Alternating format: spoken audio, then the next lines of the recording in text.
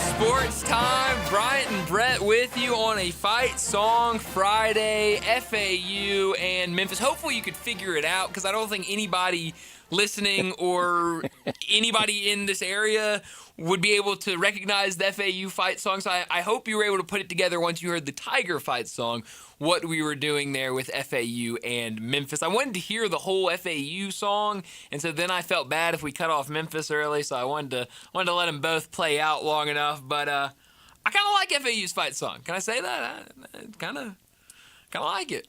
It's interesting. It's something. You were telling me it's got a couple hoot-hoots in there. It's got a hoot-hoot. They give a hoot-hoot when they're singing their fight song. They give a hoot-hoot. Go out. Of course they do. I love that. That's if that doesn't scream FAU, I don't know what does. So, no, it's two good fight songs, I would say. I enjoyed both of them, but it should be a fun one tomorrow. Memphis and FAU. We'll talk about that. We'll talk about all of this college football weekend. We'll talk about what's going on at the Ryder Cup a little bit. A lot to get into over these next 3 hours. Bryant and Brett with you. Landon Schmidt producing for us. We're Sports Time. We're with you for the next 3 hours. Like I mentioned, too much to get to this afternoon, so we will try to get to as much of it as possible. But, Brett, how are you this afternoon? Brian, I'm well. You say north of FAU. I'm going to go north of Palm Beach. Nobody's heard of it. Yeah, I think you're probably right. I don't know how many people know the FAU fight. We ought to get extra credit with the American Conference for playing FAU's fight song. Yeah, we need whatever the American can give us. We need all of it, because FAU founded. You got a year? What year they were founded? I couldn't tell you. 1961. All right, I was about to say I would guess probably fairly recently. They've barely been around longer than me. Yeah, well, yeah. So a fairly new school in FAU. And Final Four. Yeah, that's right. The Final They'll Four always have there. that. They'll definitely. And I saw them in their Final Four year lose to Ole Miss. That's right. You did. That was early in the season. Very early. You saw that game, and they also had Lane Kiffin. So I mean, they've got a couple things they can. Fits in Tyler Hero's history. That's right, yeah. So I guess FAU does exist according to Tyler Hero, yes. But some other places, I guess. Does the Ryder Cup exist to Tyler Hero way back to its origins in 1927? Well, he might not want to say that it exists after what this morning was for Team USA. Pretty grim. That was pretty bad. Europe looked good. In the afternoon looking a little better, but this morning was not what Team USA needed. And this morning was better than the Friday morning session in Italy. Yeah. That was 4-0. Yeah, you didn't get swept, so at least you were able to take one. But that's all they were able to take. It was all Europe this morning. I think Harris English and Russell Henley, they're both big Georgia Bulldogs. Just get you a plane back to Athens, go to the Georgia-Alabama game tomorrow night. That's where your heart probably it really is, and then get back to Bethpage for Sunday singles. I think, just set the rest of it out. I think I'd be fine with that. I mean it's been a weird day. Certainly not a good morning. Afternoon, it's looking a little better for Team USA, but there is a lot. We could spend the next 3 hours, Brett, talking about all the bad from Team USA in the Ryder Cup. Really could. It was really bad. could. The crowd quickly taken out of it. I mean, just the birdie barrage. They not only did they play better, they played extremely well. I mean, you would have had to have been playing at a level that the United States didn't come close to matching. No. And I mean, the Europeans, they were on fire. And Brett, I think we talked about this earlier in the week. You mentioned it yesterday with maybe the American fans could get to a couple of them early. That John Rahm group, maybe they can. Tyrrell Hatton. Kind of the flip side of that of they got some guys that are fired up out there playing, and they brought it this morning. But I think things, I don't know, maybe looking better this afternoon for Team USA. I mean, ever so slightly. Ever so slightly. Right now, I see one red flag and two blue and a couple halves. Well, Brett, this is what I was worried about. I did not like this Team USA team. I didn't like the You didn't. I did. The makeup of it. It's just a lot of shaky golfers that have a good resume, but kind of coming into this off of what they did on the tour this year. Just some super shaky play, and it's kind of carried over to the Ryder Cup. And where's the fire? Where's the emotional leader? I really do like Scotty Scheffler. I've said many times I like the matter-of-fact style about him. It's not flamboyant. And he loves to tell that while it matters to him, there are other things in his life that mean more. That he doesn't say it, but he almost gets up to the line of, I'm not Tiger. I don't have to have it as bad as he did. At the end of this weekend, that's going to be, look, you can have that attitude all you want, but what we see in the public domain, we want you to have that. Yeah. And he just doesn't show it. I think it's sincere that it just doesn't mean as much to him as it did to Tiger. And Tiger wasn't that great a Ryder Cup player either. But he's supposed to be the next Tiger. And I said it after Memphis and the playoffs. Stop with the Tiger comparisons of Scotty Scheffler. He's not. He might get there, but he's not at this point. Yeah, well, and it's an interesting point you bring up because it's kind of been like this for a while with the top golfer, kind of who you want to be that leader. I saw Justin Ray on Twitter earlier today posted this stat.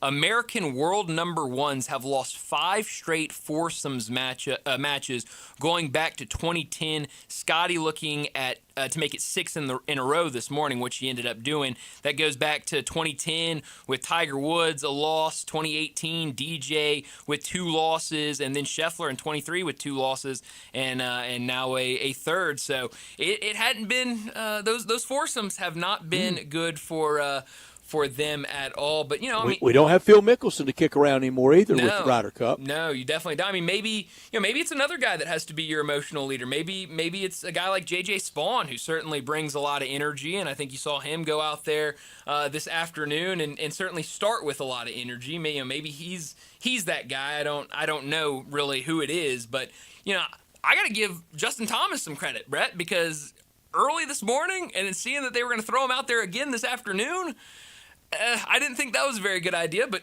his group is the group that is all over right now over Ludwig Aubert and Rasmus Højgaard. One of the Højgaards. Are you sure it's Rasmus? Could they pull the alleged Morris twins deal and one of them go out and play for the other one and we not know it? Brett, I mean, they're identical twins, so I guess they could. So they could one do that. got tired mid-round, just kind of ease the other one out there. I learned that. I learned earlier today that his brother was on the last Ryder Cup team. I was not aware of that. And because it's 11 and a half players that were the same last time. Yeah. And so they showed earlier on the broadcast that the team picture, they set up the exact same way as they did at the last Ryder Cup for their team picture. And so the Højgaards, they sat in the same place, but it's a different Højgaard. And Brett, I'll tell you, other than the fact that one has a shaved head and the other didn't, you really can't tell them much apart from each other. So I bet it's tough, but both pretty sharp players. But again, slightly better than the morning is it? Yeah. No, but I guess, Brett, I think all you're looking for is something better because I had a feeling, or it kind of felt earlier, that it was going to get really, really bad, really, really fast. There will be a lot of recrimination Sunday into Monday. After this. And I'll have my fair share. They tell us all the time it doesn't matter to them, and you can really tell it doesn't. Well, Brett, I don't know if it doesn't matter to them. I think Team Europe's just better. I think they just got better golfers over there right now. I mean, I think it matters more to them. They do bring a lot of energy. That is for sure. So we'll see what the rest of the day has in store for them, and what we see over the weekend. Brett, we did have some Grizzly news come out pretty much right before we started the show. Within this last hour, some good news and some bad news. How about we start with the good news, because the Grizzlies did give updates on all of the injuries. We'll start with maybe the best news. Cedric Coward, the first-round pick, he will be a full participant in training camp. camp after he had that shoulder injury, left shoulder injury that he sustained back in November at Washington State. We know that through the draft process, draft, summer league, all of that, he's been out with that injury, but he will be a full go at training camp, so we'll get to see a look at him in preseason.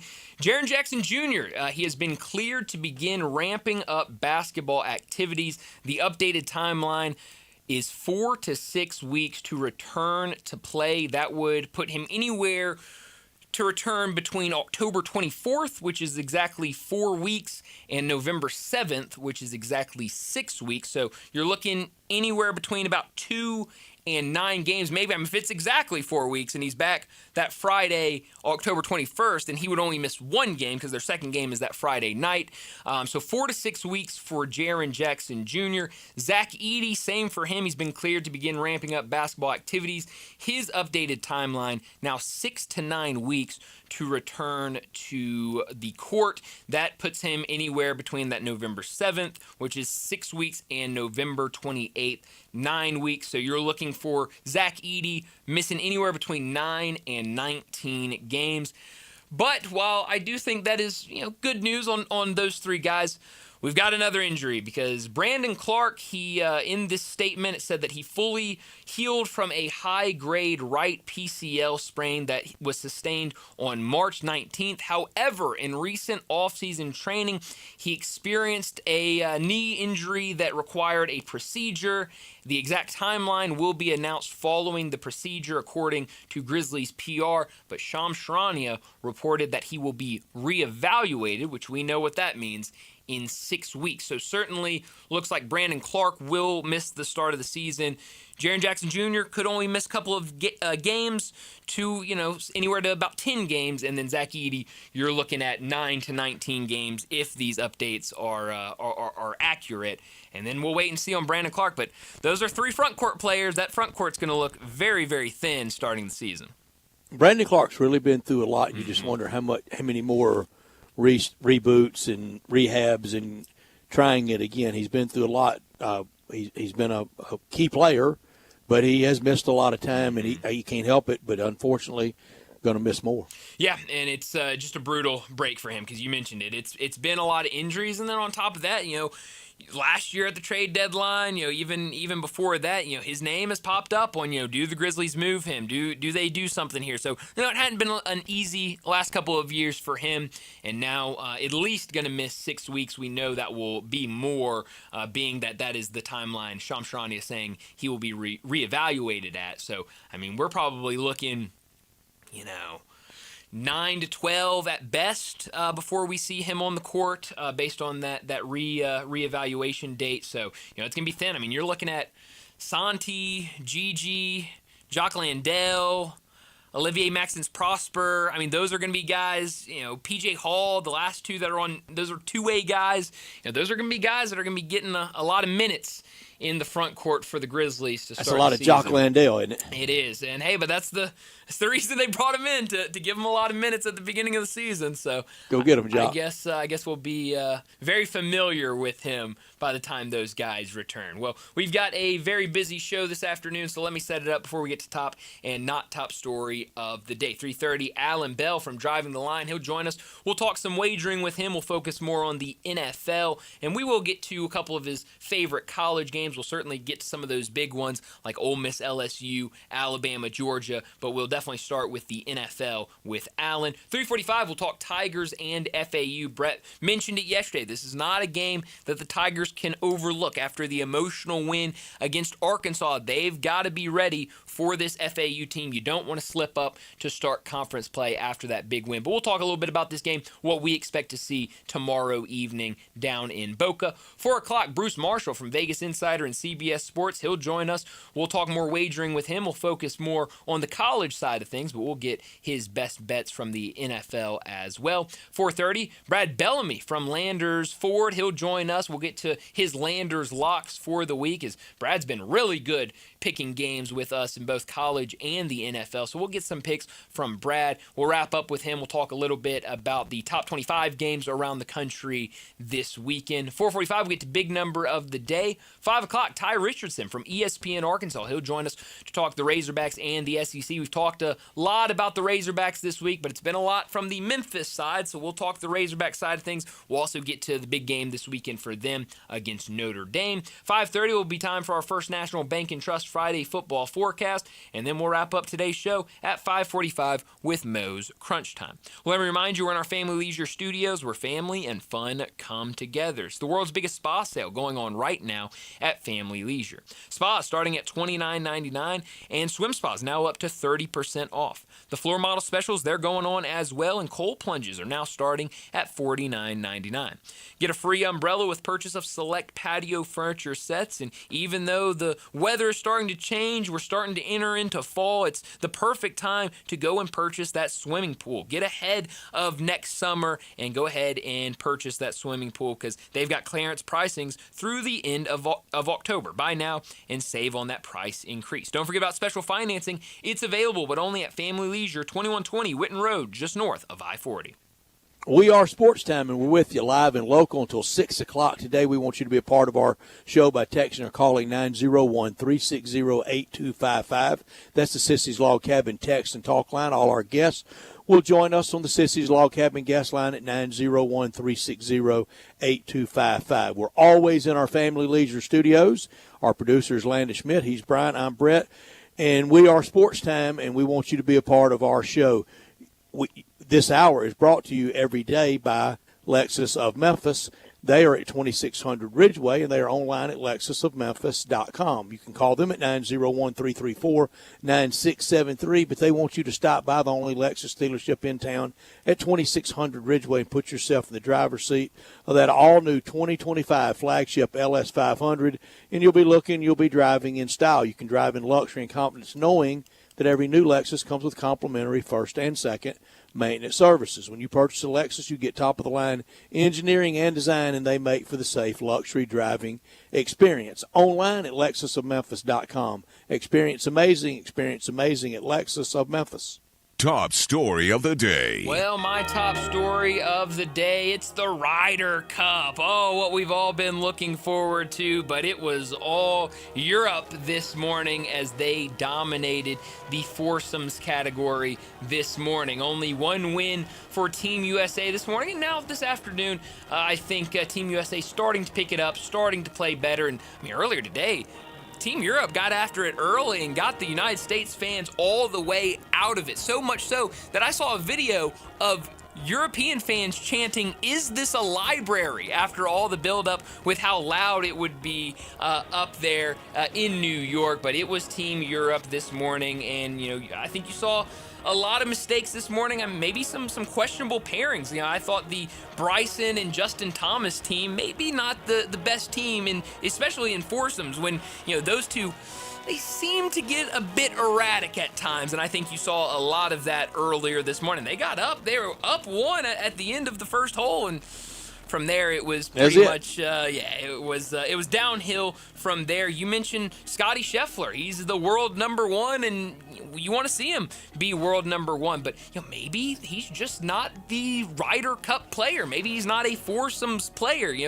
We talked about it going back with those number ones, but Scotty, going out there, and we see him on tour always avoiding bogeys and keeping par and then pouncing, but in this type of format, maybe that's not the best type of golfer out there. And now 0-3 in foursomes. We talked about some of those other world number ones. It was not a great morning, maybe a better afternoon, but so far the story's been Team Europe. It has been, and the United States shrugged shoulders, down look. I don't know that you can come back from this. My top story: blockbuster doesn't do tomorrow in college football justice. AP top 10 will make drastic changes. Heck, the top 20 will have some teams that will move in and out. Other teams, it will kind of harden their spot in the rankings, and the opinion on some others will definitely change after this weekend. Oregon at Penn State will be wild. Bama at Georgia. Here in Oxford, we dream all summer of these kind of days. We get it tomorrow. We absolutely do. Not top story of the day. Well, Brett, my not top story was going to be this weekend in college football, the weekend in the NFL, all of the football that we have on tap for this weekend. But then the Grizzlies PR dropped the injury updates. We spent a lot of time talking about it, but we do have updates on Jaren Jackson Jr. and Zach Edey. Those were the two biggest questions, and we knew that we would kind of get that we'd get that update around this week, and luckily we did get it. Now, Jaren Jackson Jr., you're talking 4 weeks from today would be October 24th, which would mean he would only miss one game. Now, I think it's unlikely that he's back in exactly 4 weeks, but you're kind of looking at maybe not as much time missed as we maybe thought when we first saw that injury. Now, on the other side with Zach Edey, it will be a little longer, but if you can get him somewhere in the middle of November, if you're in that 11, 12, 13 game mark, then I think that won't be too bad. But the worst news of it all is that it won all. It would have been one thing if we were coming in here and said, oh, we got updates on all these guys. They're going to be back maybe sooner than we thought. But then you drop in there, Brandon Clark, going to miss time to start the season, will be reevaluated in 6 weeks, according to Shams Charania. And it's just a question of now how much time will he miss. That's 3 big-time factors in the front court that will miss significant time to start the season. My not top story, Tigers. They have to take care of business versus the FAU Owls. And then next week, here's what's got to happen next week. The Tigers and the Tiger marketing department and sales department, they've got to sell tickets to Tiger fans for the Tulsa game. I'm not going to let up on this next week. It's not Arkansas fans you need to depend on to buy tickets. It's not area interested college football fans. Tiger fans, you've got to rally to supporting the Tigers after they start this year with the way they've started. And next week, it is on Tiger fans to fill up SBLS. Yeah, and we'll see. I mean, the team is rolling right now. You get another win tomorrow night, and there should be a lot of excitement based on what we have already seen from that Arkansas win, and with another win, I think there should be a lot of buzz and hopefully a big-time reaction and big-time crowd for that next home game. Well, that'll do it for top and not top story of the day. Let's get to our first break, and when we return, we're going to talk some wagering. Alan Bell from Driving the Line, he joins us next. Add a little fun to your lunch break. Join Johnny Radio for Sports 56 Happy Hour from 11 to 1 every weekday on Sports 56 and 98.5 FM. Guns, guns, and more guns. Over 700 firearms in stock. Home defense guns, old guns, new guns, used guns, big guns, little guns. Every gun you can think of, Classic Arms has them. All brands like Glock, Sig, Colt, Ruger, Smith & Wesson, Browning, Beretta, Benelli, Remington, Winchester, and more. Guaranteed lowest prices in town. Only gun importer in the Mid-South. Free gun inspections and appraisals and free bore sighting for the upcoming deer season. Shop online at ClassicArmsOfMemphis.com or visit Classic Arms at 1740 Germantown Parkway behind Corky's Barbecue in Cordova. If you need glass replaced, there's only one name you need to know. Binswanger Glass, the largest full-service glass company in the U.S. They've been an industry leader for over 145 years. For all your residential, commercial, or auto glass needs, Binswanger Glass is the name you need to know. 24-hour emergency service for all commercial customers, plus a nationwide warranty on all professionally installed glass. Visit Binswanger Glass in Midtown at 340 South Hollywood across from the Liberty Bowl. Visit binswingerglass.com. Binswanger Glass. The WNBA playoffs are here, and the heat is on. Bet on your favorite teams and stars with DraftKings Sportsbook, an official sports betting partner of the WNBA. DraftKings puts you in the action with player props, live betting, parlays, odds boosts, and more. And for a limited time, all new DraftKings customers bet $5 and get $200 in bonus bets instantly. Download the DraftKings Sportsbook app and use code HERGAME. That's code HERGAME for new customers to get $200 in bonus bets instantly when you bet just $5 in partnership with DraftKings. The crown is yours. Gambling problem? Call 1-800-GAMBLER. In New York, call 877-8-HOPE-NY or text HOPE-NY 467-369. In Connecticut, help is available for problem gambling. Call 888-789-7777 or visit ccpg.org. Please play responsibly. On behalf of Boot Hill Casino and Resort in Kansas, 21 and over. Age and eligibility varies by jurisdiction. Fees may apply in Illinois. Void in Ontario. Bonus bets expire 7 days after issuance. For additional terms and responsible gaming resources, see dkng.co/audio. Drivers who switch and save with Progressive could save hundreds. With that kind of money, you could go big time. And skip the regular line at the airport and pay for speedy security. Imagine not having to quickly unpack and pack at the place you already came packed to. And wearing your shoes the whole time you're there? You can't put a price on that kind of luxury. Well, actually you can, and you paid for it. Switch to Progressive and you could save big time. For speedy security. Progressive Casualty Insurance Company and affiliates, not available in all states. Potential savings will vary. Since 1948, in the alley, the Rendezvous. I'm with John Burgos. John, what's going on in the Rendezvous? Brett, after 76 years, we've decided to expand our product line. Anyone who's tasted our ribs is familiar with our vinegar based. It's now available in a 32-ounce jar. It's so good to baste or marinate all meats. I even put a little bit on turnip greens. Something we've been using at the restaurant or at our house has been the Greek seasoning. My father was a cook, but my mother was a chef. And she was the one that put Greek seasoning on everything from a Mediterranean diet or a steak. My mom used it on soup, salad, veggies, fish, any meats. It's a great seasoning and a flavor enhancer. My brother Nick figured out salt and pepper was more than just McCormick's and Morton's. He's come up with a perfect blend we use to coat our shoulders and our brisket, and he used to make it for his friends as Christmas gifts, and they loved it. All these products are available at the Rendezvous or online for shipping as gifts and in many grocery stores. And if they're not in your favorite grocery store, ask your grocer to stock it. A beloved family affair and still going strong since 1948, the Rendezvous. Nestled in the heart of East Memphis, located corner of Park and Cherry, is a beautiful residential neighborhood. I'm here at Town Village Audubon Park interviewing a new resident, Carolyn. Share with us why you chose Town Village. Well, if your parents or special friends need to make that big move, let me share with you my experience. It was tough for me to leave home, but then I discovered Town Village. I would like to highly recommend Town Village to you and your loved ones. After looking at all the amenities and meeting all the people and staff, I was hooked. From restaurant, bistro, 3 meals per day, housekeeping, transportation, security, health care, physical therapy, exercise room, and even a heated pool and spa. Come see us and make your new home at Town Village. Visit us and call Daniel at Town Village Audubon Park at 901-374-7342. There's no place like home, Town Village. Sports 56 traffic. Good afternoon, T-Dot. Still out here assisting with a couple of earlier problems. Moving at the moment on 240 getting on to 385 now. It won't be long before it gets a little bit heavier going outbound on Bill Morris Parkway headed out towards Collierville. We have seen radar today south of Memphis on 55 south of South Haven down in parts of DeSoto County. Reimer's Jewelry is your full-service, family-owned jewelry store right here in Memphis. Stop by and see them this weekend at 7525 Highway 64. I'm Commander Chuck. You're on-time traffic.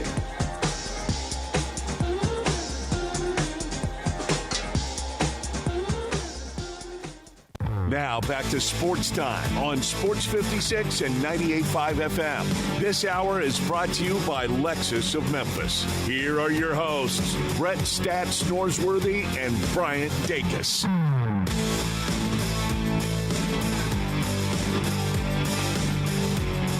Welcome back into Sports Time. Bryant and Brett with you, and we got to talk some wagering. Joining us now to do that, Alan Bell from Driving the Line. He joins us every Friday to talk some wagering. Alan, thanks so much for joining us. A lot of games to get to, but let's start in the NFL, and let's start bright and early on Sunday in Ireland, a matchup between the Vikings and the Steelers. Now, the Vikings, this is one of back-to-back games that they will play overseas next week. They're in London, but this weekend in Dublin against the Steelers. Right now, Minnesota a 2.5-point favorite. The total 40.5. What do you like bright and early on Sunday? First off, man, I appreciate you guys having me back. And second, let me tell you this. All right, Mike Tomlin, I don't care what country it's in, Mike Tomlin has made fortunes for bettors when they're the underdog. Give me the Steelers. Yeah, give me the Steelers with the points. I'm going to bet that the Vikings don't have that type of a game 2 weeks in a row. You know what I mean? Mm-hmm. I'll take that bet, especially across the country, and they're playing two over there. We might be paying them twice. I like that. Pittsburgh plus 2.5 over Minnesota. Aaron Rodgers mad over the travel plans they have over there. Yeah, and you know what? That kind of worked into it because let me just say, Aaron Rodgers, when he's happy, like, I don't want to bet on that. But when Aaron Rodgers is upset about something, which is all the time, yeah, give me that one. So a motivated Aaron Rodgers for whatever reason, this being travel this time. Yeah, 100%. did Minnesota's best quarterback play last night for Seattle? Yeah. Well, their current backup quarterback had a pretty good game last week. Man, Sam Darnold looked good last night, didn't he? And he did. This Seahawks team, man, is they're playing good football, man, and they finally found the run game last night. If they can run the football, 100 yards a game, combined by a couple dudes, yeah, man, they're going to be a really tough team to beat. Yeah, they definitely Jackson Dart making his debut in the Big Apple on Sunday. The Chargers are 6.5-point road favorites at MetLife against Jackson Dart. Start number one with a lot of thin spots for the Giants. Yeah, and going up against arguably the best defense in the NFL. Like, thanks a lot, Dayball. Anything else you can give me? Can we do this on the road? Tough spot for a rookie QB, but I do like this kid. And you know what, man? Like, this is going to be a tough game. Okay, let's just go into that with the understanding that the Chargers could very well win a Super Bowl. But I'm excited to see Jackson Dart, man. I think this kid's got it. He doesn't have a lot of talent around him. He's got a couple pieces, but yeah, I'm excited to see it. The Giants fans are going to be happy about it. He's going to get a big standing ovation when he comes out. Oh yeah, no, he will be. He'll be a hit up there. He's already a hit. But give me the Chargers. Yeah, let me just say, give me the Chargers. Yeah, the Giants, I don't trust them. No, I definitely don't either. But, that high draft pick, quarterback, the future, you sell it on the future, you don't sell it on today. Oh, let me say this. I believe in Jackson Dart. Oh, yeah. I just don't believe in a lot of the other folks around him. No. Yeah, I think he'll be fine in year 4, but first afternoon against the Chargers and Jim Harbaugh will be tough. Yeah, it could be. That's almost impossible. Yeah, thanks a lot, Coach. Tough spot. The team up in your neck of the woods, Tennessee Titans, they're on the road in Houston against the Texans. And right now, the Texans at home, both these teams 0-3, but the Texans a 7.5-point favorite, total 39.5. What do you like here? Well, first off, I like the over in this game. That's what I'm going with. I think there's going to be a lot more points than 39.5, even though these aren't two good football teams. But remember this, and I'm telling you as someone who worked in the building of the Tennessee Titans franchise, Houston Football Incorporated. There is a huge rift between Nashville and Houston. Yeah. All right? A huge rift. And this one comes from the owner. And let me tell you, a head coach in Brian Callahan, who's facing all the problems in the world, he can make up for it in this game. I'm not saying that they win it outright, but I'll take Titans 7.5, and they might win it. I'm just telling you, this team will be motivated to play. Saints and Bills on Sunday looks like a mismatch point spread wise. It is a mismatch. Buffalo laying 15.5 at home. I mean, this looks like one of these college games. This is an NFL game, Week 4. Buffalo over New Orleans. So I know it feels like a Houston football game tonight. Yeah, look, give me the Bills. There's nothing about the Saints that tells me, and yes, I understand, 15.5 points, that's a crazy app, but I'm not messing with the total. I will mess with that. Give me 15.5 Buffalo. They'll cover this number. High spreads in the NFL have actually a pretty high percentage of hitting. That being said, that doesn't mean anything, but yeah, give me Buffalo. I don't trust the Saints at all. 2 3-0 teams tomorrow at noon that had crazy games last week. The Eagles and the Buccaneers. Right now, Philly on the road, a 3.5-point favorite. The total 44.5. What do you like here? Ooh, the over. Yeah. Even though I kind of had to hold myself there because betting Eagles games and overs, not good. That team's a boa constrictor. They just choke out games in time of possession. However, the Buccaneers are a good foil to what the Eagles do because the Buccaneers don't stop. They just keep going, and they throw it. Baker Mayfield's going to throw the ball 45 times in this game, I'm telling you. Give me the over in this game. You're going to see a nice, fun shootout. Alan, do you think we're getting close to the end of the tush-push for the Eagles? Yeah, I mean, I'll be honest. I was surprised that it went through this year. Like, I thought they were going to ban it. Barely. Yeah, I thought that. Yeah. Which means exactly what you just said. They almost got there this time. They will get there next time. Another game in the afternoon between two good teams, but both of them 1-2 on the season. The Ravens and the Chiefs, both teams have had tough schedules to start the season, but the Ravens, they put up points even in those losses. Right now, Baltimore on the road, a 2.5-point favorite, the total 48.5. What do you like here? Ravens. And let me tell you, it's weird that the loser of this game is going to be 1-3. Right? Like somebody's going to have to be 1-3 after this game. But here's the problem. The Chiefs they have a 5-yard offense. And say what you will about Baltimore and their defense, but they're going to put up a bunch of points. And I don't know if Kansas City can play in that style of game anymore. I'll take Baltimore here, especially a motivated Baltimore team, 100%. I like that. Let's go to Sunday Night Football, the game that I am terrified about as a Dallas Cowboys fan. The line is Green Bay 6.5 on the road. The total is 46.5. Alan, they could have set this at Green Bay minus 21.5, and I would still probably say I'm worried that the Packers cover it. What do you see Sunday Night Football? I see the over. All right, you're going to get points. All right, because Dallas, it's all go, no breaks, right? Like they're going to score. And Green Bay, I mean, after that game against Cleveland, what was their problem? No offense, right? Like, so they're going to come out with it. I don't want to mess with that spread. Dallas is dangerous, man, from a betting perspective, from a game perspective. But I will mess with that over because I think you're going to see points coming left and right in this game. I think I'd like that. I don't know. I think it's going to be a really, really ugly game. Have we talked about your favorite bet in the NFL, or is there something else out there that you like before we get to college? No, we did. Tennessee against Houston, 7.5. Love getting that hook. Yeah, I like that one a lot. Well, let's hop over to college and talk some of these big games. And let's start with the game that Brett will be at tomorrow afternoon, LSU and Ole Miss. Right now, Ole Miss, a 1.5-point favorite, the total 57.5. What do you like in this matchup? Oh, Ole Miss. I'm believing in it. Like, I love the cut of this team, man, and they're getting better by the week, right? Like, it was like, okay, all right, quarterback, other quarterback, points, get it. All right, now we got that going.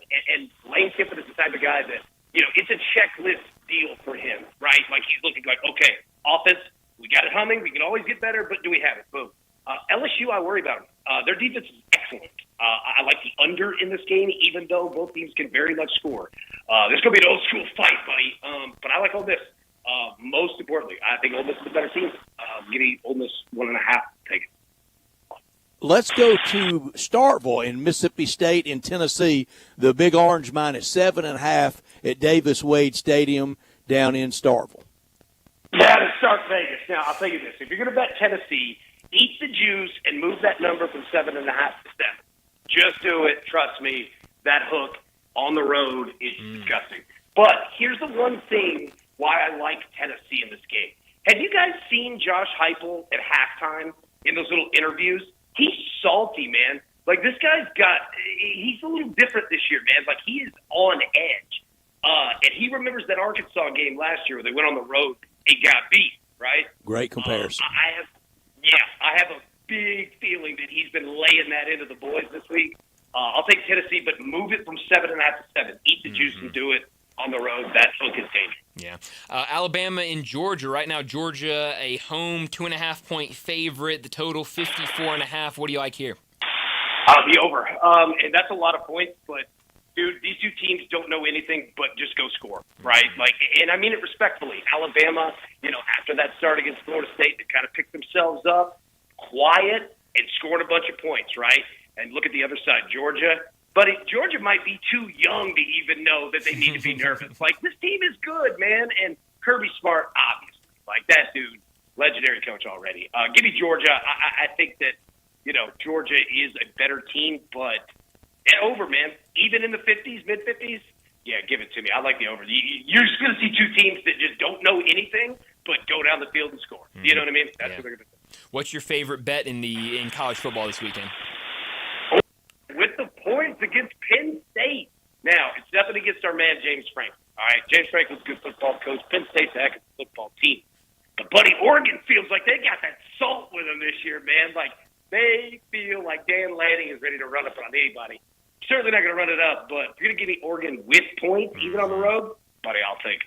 I like it. That's going to be a fun one. The whiteout game up at Penn State should be a blast. Alan, as always, thanks so much for joining us. Enjoy this weekend. We'll talk to you again next Friday. Look forward to it, boys. Y'all have a great weekend as well. Thank you. Thanks, Alan. And good luck, Alan. Good luck this weekend with all the picks. And Oregon at Penn State getting 3.5. Yeah, that one's gonna be a fun one. Whiteout game for Penn State, and I believe Oregon, they're doing a whiteout for their uniforms, so they're having a little fun with the whiteout. So that one should be a blast. But we need to get to another break, and when we return, we got to talk about the Tigers and their matchup this weekend against FAU, the first conference game of the season, another road game for the Tigers. We'll talk about it next on Sports Time. Not only can you listen to your favorite shows on Sports 56, you can also watch video of the shows live on Twitter and YouTube. Watch and listen every day at Sports 56 WHBQ. Looking for sports in all the wrong places? Try the Owner's Box Sports Bar and Grill in Lakeland's Town Square. Fun, exciting, friendly, and comfortable with wall-to-wall TVs. 24 taps for all your beers, including $3 domestic and $5 craft pints on Mondays. Monday through Friday, 3 to 6 happy hour. Music bingo Tuesdays. Daily specials and online ordering. The Owner's Box Sports Bar and Grill in Lakeland's Town Square. Highway 70. Check Facebook for daily specials and weekend music at the Owner's Box.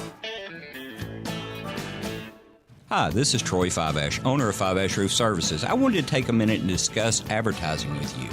There are so many websites that list the best service provider in your area. Even the BBB has an accredited list. You know the one thing they all have in common? A company like mine has to pay to get on that list. So that begs the question, can those lists be trusted? You know what can be trusted? History. We've been around for almost 30 years providing customers with the best service and the best products that we possibly can. So if you need a roof, siding, or gutters, give us a call. We'll come talk to you and let you decide for yourself whether or not we know what we're talking about. Fiveash Roof Services. Best products, best warranties, and in many cases, the best price. We're fair, honest, and ethical. 367-0050 or memphisroofer.com. 367-0050 or memphisroofer.com. Fiveash Roofing. It's what we do. We're here for you.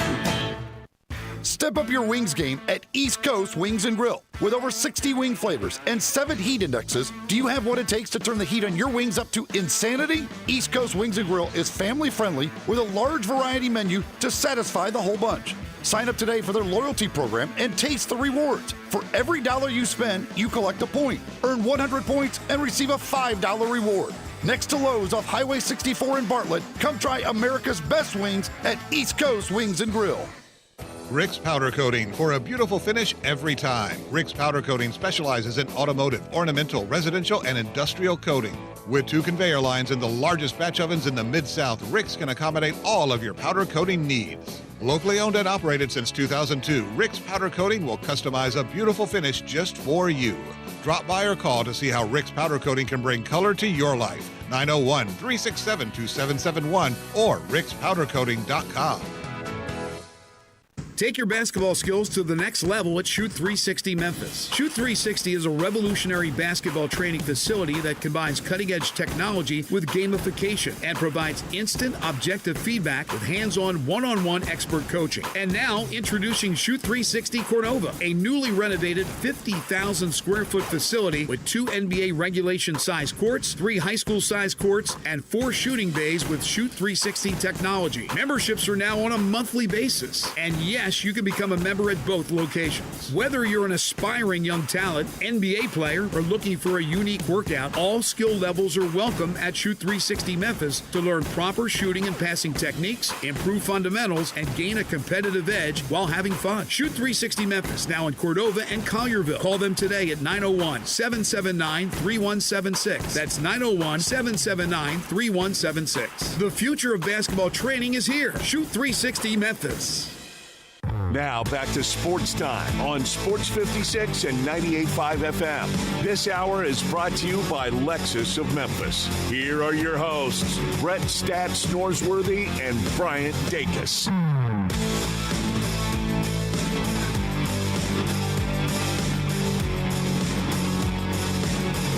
Well, the Memphis Tigers on the road tomorrow evening, 6 o'clock on ESPN2 to take on Florida Atlantic, a Florida Atlantic team that enters this game 1-2 on the season. We know the Tigers undefeated, coming off a big-time win over Arkansas, but you got to remain focused because now the tricky part happens. We talk about it pretty much every year, and certainly last year, certainly this year, with you kind of get to conference play and you know the big games that are out there, but then there's these landmines that pop up that you don't want to trip over and have that season ruined. And Florida Atlantic, I think they're one of those teams that, and I think there are several others that the Tigers will see this season, but if you come off that emotional win, you don't take this one as serious as you should, it might be a scary game in the second half. Brett, you mentioned that yesterday. Got to have the focus for tomorrow night's game for Memphis against FAU. Don't tell me you're Troy scared again, are you? No, I'm not worried at all about this. Brett, I'll go ahead and say it.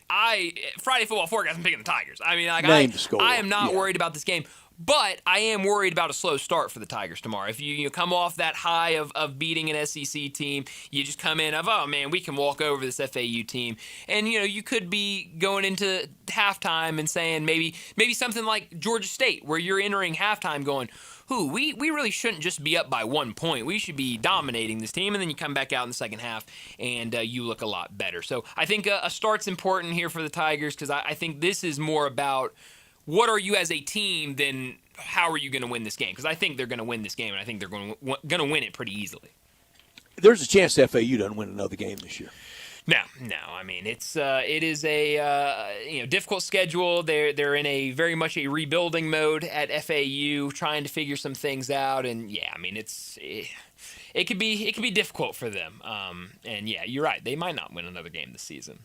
Fun week for the Tigers. They have to keep it going, and I think what Brendan Lewis has already done and the depth that the Tigers have at running back, at wide receiver, we really hadn't had a lot of tight end action yet. No, you haven't. I mean, it's because we know what this team's bread and butter is gonna be. It's gonna be the run game. You've got Sutton Smith, who's been phenomenal all season long, and now Greg Duosier coming back. We saw him against Arkansas from that injury, and he's only gonna get better coming off that injury. And so, I mean, it's them two. You've got a running quarterback in Brendan Lewis, and so it's not as much throwing the ball, and we've seen a lot of times when Brendan Lewis does drop back to pass, he's hitting one of his wide receivers, and so there was a lot of talk about the tight ends, and I pulled it up.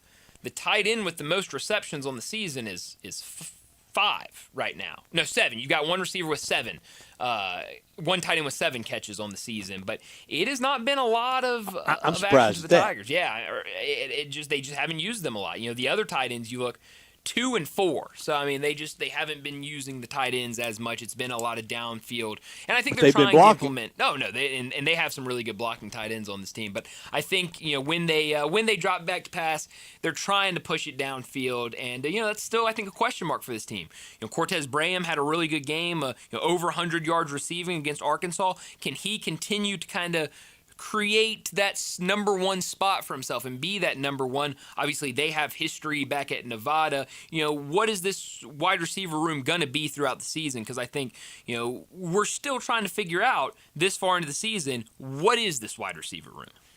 And what will the game next week against Tulsa be like? They play Tulane tomorrow. What's the real Tulane? Was it what we thought we saw in the first 3 games, or was it really just never even fighting very much last week against Ole Miss? Yeah, and that's going to be a game to watch. That's going to be a game that gets started right before the Tigers game, so you can watch that matchup and then watch the Tigers kind of get a preview of a couple teams the Tigers will see. But I think Tulsa certainly coming into this game with a lot of confidence. They go to Oklahoma State last week on a Friday night, a week ago from today, and pull off an upset and Gundy packing. Right, make a head coaching change. So they're certainly going to go into this game at home with a lot of confidence, and Tulane's going to want to bounce back because we talked about it earlier this week. I was shocked. I thought Ole Miss would win that game against Tulane. I was shocked the way they were able to win that game over Tulane. I was too. I thought it'd be a lot closer. And so I think this is a big game for Tulane to kind of get back out there and say, no, that was a fluke. We're still a really good team. We're still a team that's going to be vying for a spot in the college football playoff. So that will be a fun game to watch tomorrow. Ole Miss got a great read on how to stop Tulane over what they didn't do very well against Arkansas.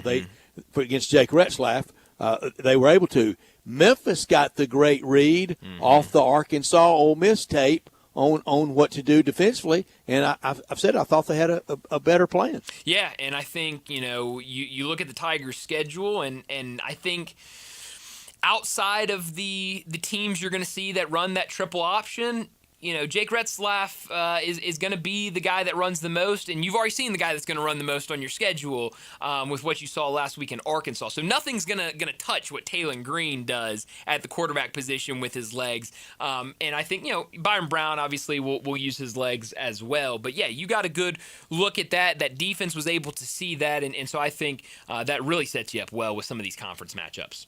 East Carolina impressive last night. I cannot catch up with Army. I've missed every preseason prediction with Army. I thought they would beat Tarleton. They lost. I thought they would lose to Kansas State. They won. I thought they would beat North Texas. They lost. Thought they would beat East Carolina. They lost. Yeah, I mean, it's a weird Army team, and obviously they were the story of last year with how good they were in their first year. Very unathletic. In the American. Yeah. I think it's a lot of new this year. They replaced a lot, and I didn't get to see much of any of that game last night. Saw the score, looked at the stats, and I think this East Carolina team is pretty good, but to only put up 6 points against any team in the American when you're Army and you have that hard-nosed type of game and to give up nearly 30 points, yeah, that's uncharacteristic for Army. One Tiger basketball note, the quotes from Penny Hardaway media availability yesterday talking about this year's roster and how much he loves this team, and that 1 through 15, it's the second most talented team he's ever had. I don't want to make a major deal about it, but I so wish don't oversell. Undersell, over-deliver.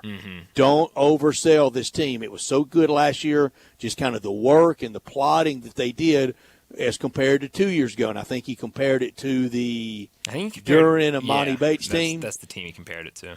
And that was a Final Four team. They were woefully shy of going to the Final Four. They won one NCAA tournament game. Yeah. His only NCAA tournament win. Yeah, and that was the team that I think that was one of two teams that did not like each other very much, and that played a big role in how competitive they were out there. Because I think you look at that team on paper, and they were. I think he's right. I think that was their most talented team in terms of just player by player. And so, yeah, I think the way that last year played out, where we all kind of entered the season of, okay, I don't really know what to expect with this team, and then they went out and they were such a fun team to watch, and played so well. I think that's kind of what I want to see from this team again of, hey, let's just go about it, and then let's all kind of figure out together how good this team's going to be. That 1 through 15 talk smacks of me of one ball. Get you 7, 8 guys February 20th that you can go to war with. Sure. That's all I want. Sure, yeah, and hopefully, I think when you look at this roster, I'm hoping that was just a little bit of talk from Penny Hardaway, because I do not see this team. I think this team has a very clear top and a very clear kind of rotation pieces. So hopefully we don't get into that, because it's been a lot of times we have talked about one ball. You can't feed everybody on this team, and kind of like with the team that he compared them to, that's where the issues come in with, hey, not everyone's going to be able to get theirs. And we kind of saw a couple of times with Penny Hardaway teams how that changed things. Well, we're about to get to a break and wrap up this first hour. But before we do that, I got to remind you that when you talk about Memphis, you talk about barbecue. It's known for their barbecue, and you can get that world-famous Memphis-style barbecue any day at the commissary. Awarded the best barbecue in the city in the Commercial Appeals Best Barbecue in Memphis 2025 Bracket Showdown, visit either location in Germantown and Collierville for lunch or dinner. Stop in at the Collierville location and try the new all-you-can-eat buffet. Available Monday through Friday, pick and choose between 3 proteins, 5 sides, a salad, and a drink, all for $15.95. For more than 40 years, the commissary has been a staple in this area, and a huge reason is because of the quality of food they serve. My go-to, it's got to be the ribs, but it's hard to resist that barbecue shoulder. Get it chopped chopped or pulled and get it by the plate or by the pound. Comes in handy with the sandwich packs. Feed the whole group with a 6-pack, an 8-pack, even a 12-pack. And don't forget about the desserts like the delicious banana pudding, brownie, or the lemon icebox pie. Check out the entire menu and catering options at commissarybbq.com. Whether it's a watch party for your favorite team or a tailgate, let the commissary cater your next event. It's hard to believe, but the holidays are right around the corner, so let the commissary help out with those events. They can cater any size party for you, or you can check out their private party rooms. Perfect for any holiday celebration. And for Thanksgiving, the commissary smokes up the perfect turkey or spiral ham. It's never too early to go ahead and order and get on that list. Stop in today at either location. In Germantown, open daily until 8 p.m. and in Collierville, open till 9 p.m. for that world-famous Memphis-style barbecue at the commissary. Well, let's wrap up this first hour, get to a break, and when we return, we're talking more wagering. Bruce Marshall from Vegas Insider and CBS Sports, he joins us next.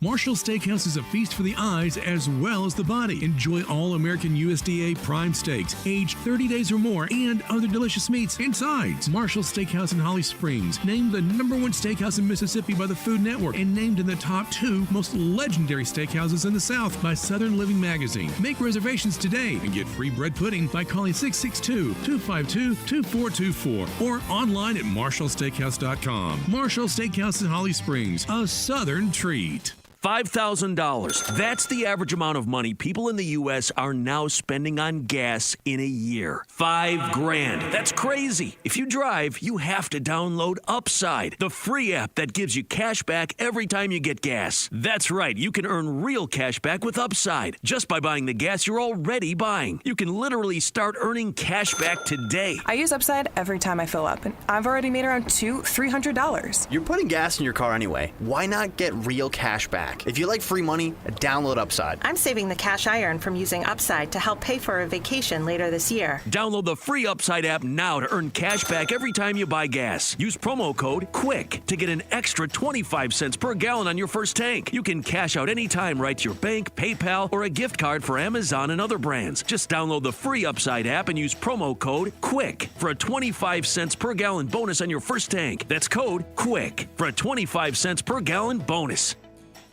If you're lucky, the next time you visit Bell Tavern, Memphis's perfect downtown neighborhood bar, Harold will be behind the bar.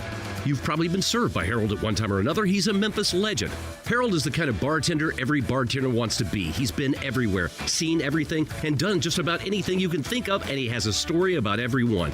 Now, he's not going to force you to sit through stories if you want to just chat with your friends or be quiet by yourself. But if you engage with Harold at Bell Tavern, you won't regret it. If you want a cocktail and a tall tale, go to Bell Tavern. Don't miss the 53rd Annual Pink Palace Crafts Fair at Audubon Park, September 26th through the 28th. Bring the whole family and enjoy 3 days of food, live music, and of course, shopping for one-of-a-kind arts and crafts from across the Mid-South. It's a Memphis tradition you don't want to miss. The Pink Palace Crafts Fair, September 26th through the 28th at Audubon Park. Sponsored by First Horizon Foundation, Friends of the Pink Palace, and your friends at Sports 56. At Jason's Deli, when you're dining in or picking up curbside, you can expect wholesome food and no surprises, just delicious sandwiches, crisp salads, and quick quality meals made with the freshest ingredients and no artificial trans fats, MSG, high fructose corn syrup, or artificial colors and dyes. Around here, a lot of thought goes into what we put into our food and what we take out of it, because you're not just taking a bite, you're getting a taste of who we are. New items are constantly being created to expand our menu for all tastes and special diets with vegan and gluten-free options available. Convenience and on-time delivery you can count on. It's just a click away at jasonsdeli.com, so whether you need to feed 5 people or 5,000, the team at Jason's Deli, they have the credentials and the commitment to keep you satisfied. Freshness is nearby at Jason's Deli with locations at Ridgeway in the Park Place Center, Poplar and Highland, Germantown Road in Cordova, and on Goodman Road in Olive Branch. Jason's Deli. It's wholesome food and no surprises. Sports 56 traffic. Good afternoon. It's starting to crank up even more here in the last few minutes. Certain sections of 240 over here on this side of town as you come past Mill Branch. And still moving at the moment as you get onto 385 Bill Morris Parkway, continuing outbound. Lots of radar out here this Friday afternoon, so be careful on I-40 as you leave Shelby County headed out towards parts of Fayette County. Zips Car Wash, that's where I go, and you should too this weekend. Get upgrade, shine, and protection at your local Zips Car Wash. Check out zipscarwash.com. Find a location close to you. I'm Commander Chuck with your on-time traffic.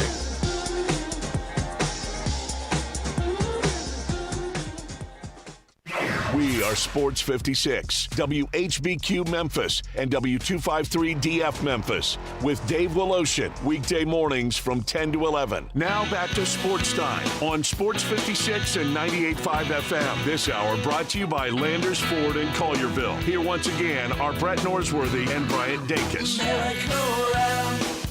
Welcome back in Sports Time. Brian Brett with you as we get our second hour started on this Friday afternoon. We got to talk some more wagering, and we do it at this time every Friday afternoon with Bruce Marshall.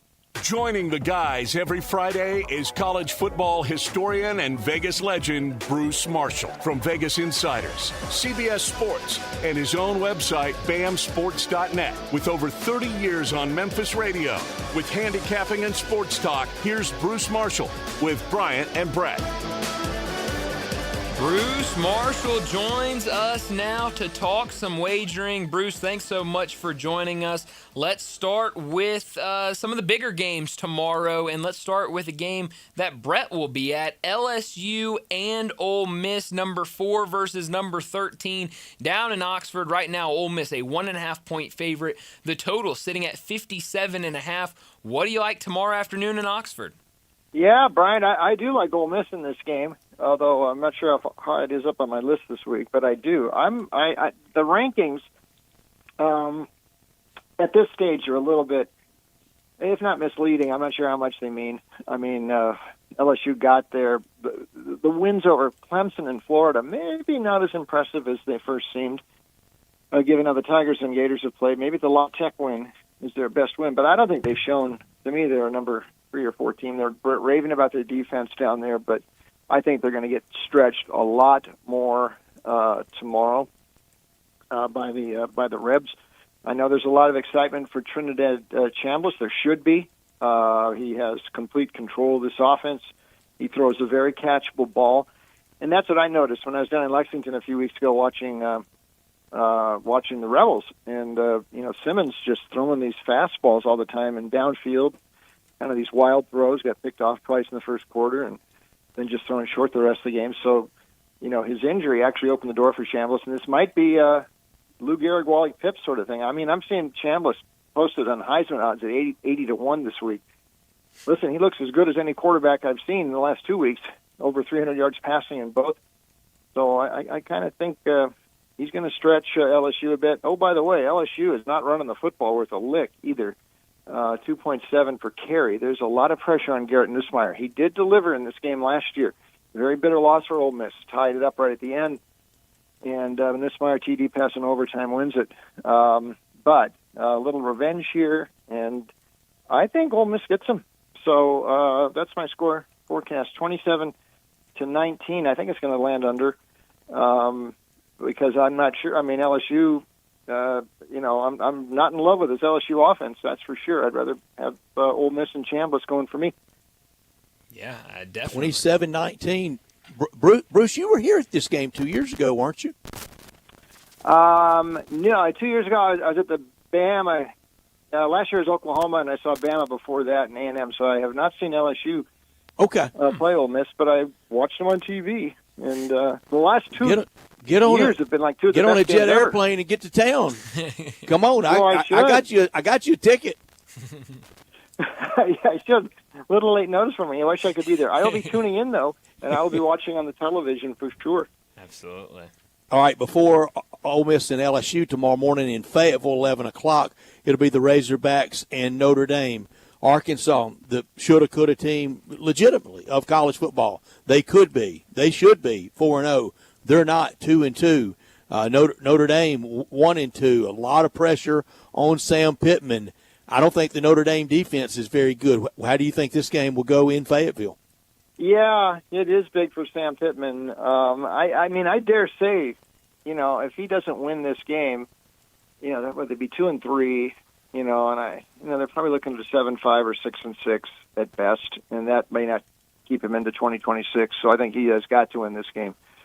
And you're right. I mean, that was especially bitter last week when Mike Washington fumbled. As they're ready to go in, if nothing else, they could probably have bled the clock down to kick a field goal right at the end to beat the Tigers. So that was painful. Notre Dame's defense has been springing leaks. Marcus Freeman seems to keep threatening to take over defensive play calling from Chris Ash, but he's left it sort of status quo for the time being. But looks like they sort of miss Al Golden. They also had some guys from last year's defense who aren't there. The offense seems to be working okay with C.J. Carr. He's coming around, but it is a defensive issue here. That's why my first thought might be over the total here. I could see this being a real sort of a wild game, and I want to think Arkansas can win this game. So I'm going to go ahead and give Sam Pittman a shot. 37-34. Porkers and Taylon Green, I think, will outshine C.J. Carr, and Arkansas defense makes just enough plays to get them over the finish line first. That would finish off Notre Dame, wouldn't it, for college football playoff? Oh, absolutely. I mean, they got a long road to hoe anyway, but yes, that would definitely finish it off. Yeah, absolutely. Another game at 11 a.m. tomorrow, ranked-on-ranked matchup. USC on the road against Illinois right now. USC a 6.5-point favorite on the road. The total 60.5. What do you like here? I love Illinois here, and I did see. I was at the USC game last week, and it seems like I just got home from the game. It was so late last Saturday night, but I came away from that not super impressed with USC, and mainly because the defense, which I thought was much better this year. They have a lot of. I mean, they have pick six and scoop and scores this year, so they've been scoring points off of their defense, which is big. But Michigan State was moving the ball, okay, and that's not an especially dynamic team. Some blown assignments on the SC defense, that wheel route, they just didn't even cover for the first touchdown that Michigan State got. A long touchdown pass later in the game. Michigan State was able to do some things, and I'm not sure this is a shut-them-down sort of defense. Also, last year, these sort of line of scrimmage teams in the Big Ten really bothered USC, especially on the road.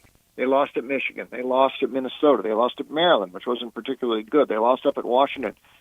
They failed to cover at Purdue a couple weeks ago. So, I mean, that's 5 at traditional Big Tens, or at least existing Big Tens, that they played on the road. They haven't covered. The only road cover they had was across town at UCLA last year, and that was in L.A. County. So they haven't taken this act on the road.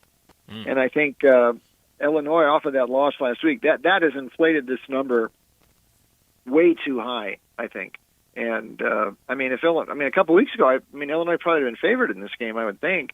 And it's basically based on that one effort against Indiana, when just everything went wrong for the Illini. But I think they'll get the ground game going. I think Luke Altmaier, that offense was scoring about 45 per game into last week. And Fagan, that big pile-driving fullback, that's the sort of runner that gave SC fits last year. I think Illinois is going to win this game, 30-24, Fighting Illini for me. Wow. You talked about Arkansas earlier. You mentioned that fumble at the end of the game against Memphis. Now, Memphis 4-0. They start conference play tomorrow night on the road against FAU right now. Memphis, it's moved. Earlier today, Memphis was a 13.5-point favorite. Now a 14.5-point favorite over FAU. The total 61.5. What do you like here? Yeah, here's what I'm a little worried about Memphis. I've been on the Tigers all the way ever since after the first game. You could tell Brendan Lewis is making a difference, and Ryan Silverfield just keeps winning. But now they're sort of becoming a team du jour now, and the marketplace has taken notice. And that Arkansas game was really the pivot point there. Now everybody's taking notice, and they're talking about Memphis maybe being the group of 5, group of 6 rep in the playoffs and all. They're getting some action now. And now you've pushed this number above 14, and they're taking some of the value away. So this is it's one of the things I always kind of watch, is when the market adjusts to a team's performance, you have to be careful to just keep following it. Now, maybe I do, and I think I will give Memphis a vote here just until they don't cover a point spread. Maybe I'll just keep going with them. But and FSU has not really taken off. FAU has not taken off yet with Zach Kitley. They lost that game to FIU a couple weeks ago, and it looks like they're in adjustment phase. So a slight lean here to Memphis, 34-17, my score forecast. But be careful. I mean, now that this number's above 2 TDs, they're really taking some of the value away from the Tigers. 34-17 would get you there. Let's talk the Iron Bowl teams. Auburn on the road at A&M.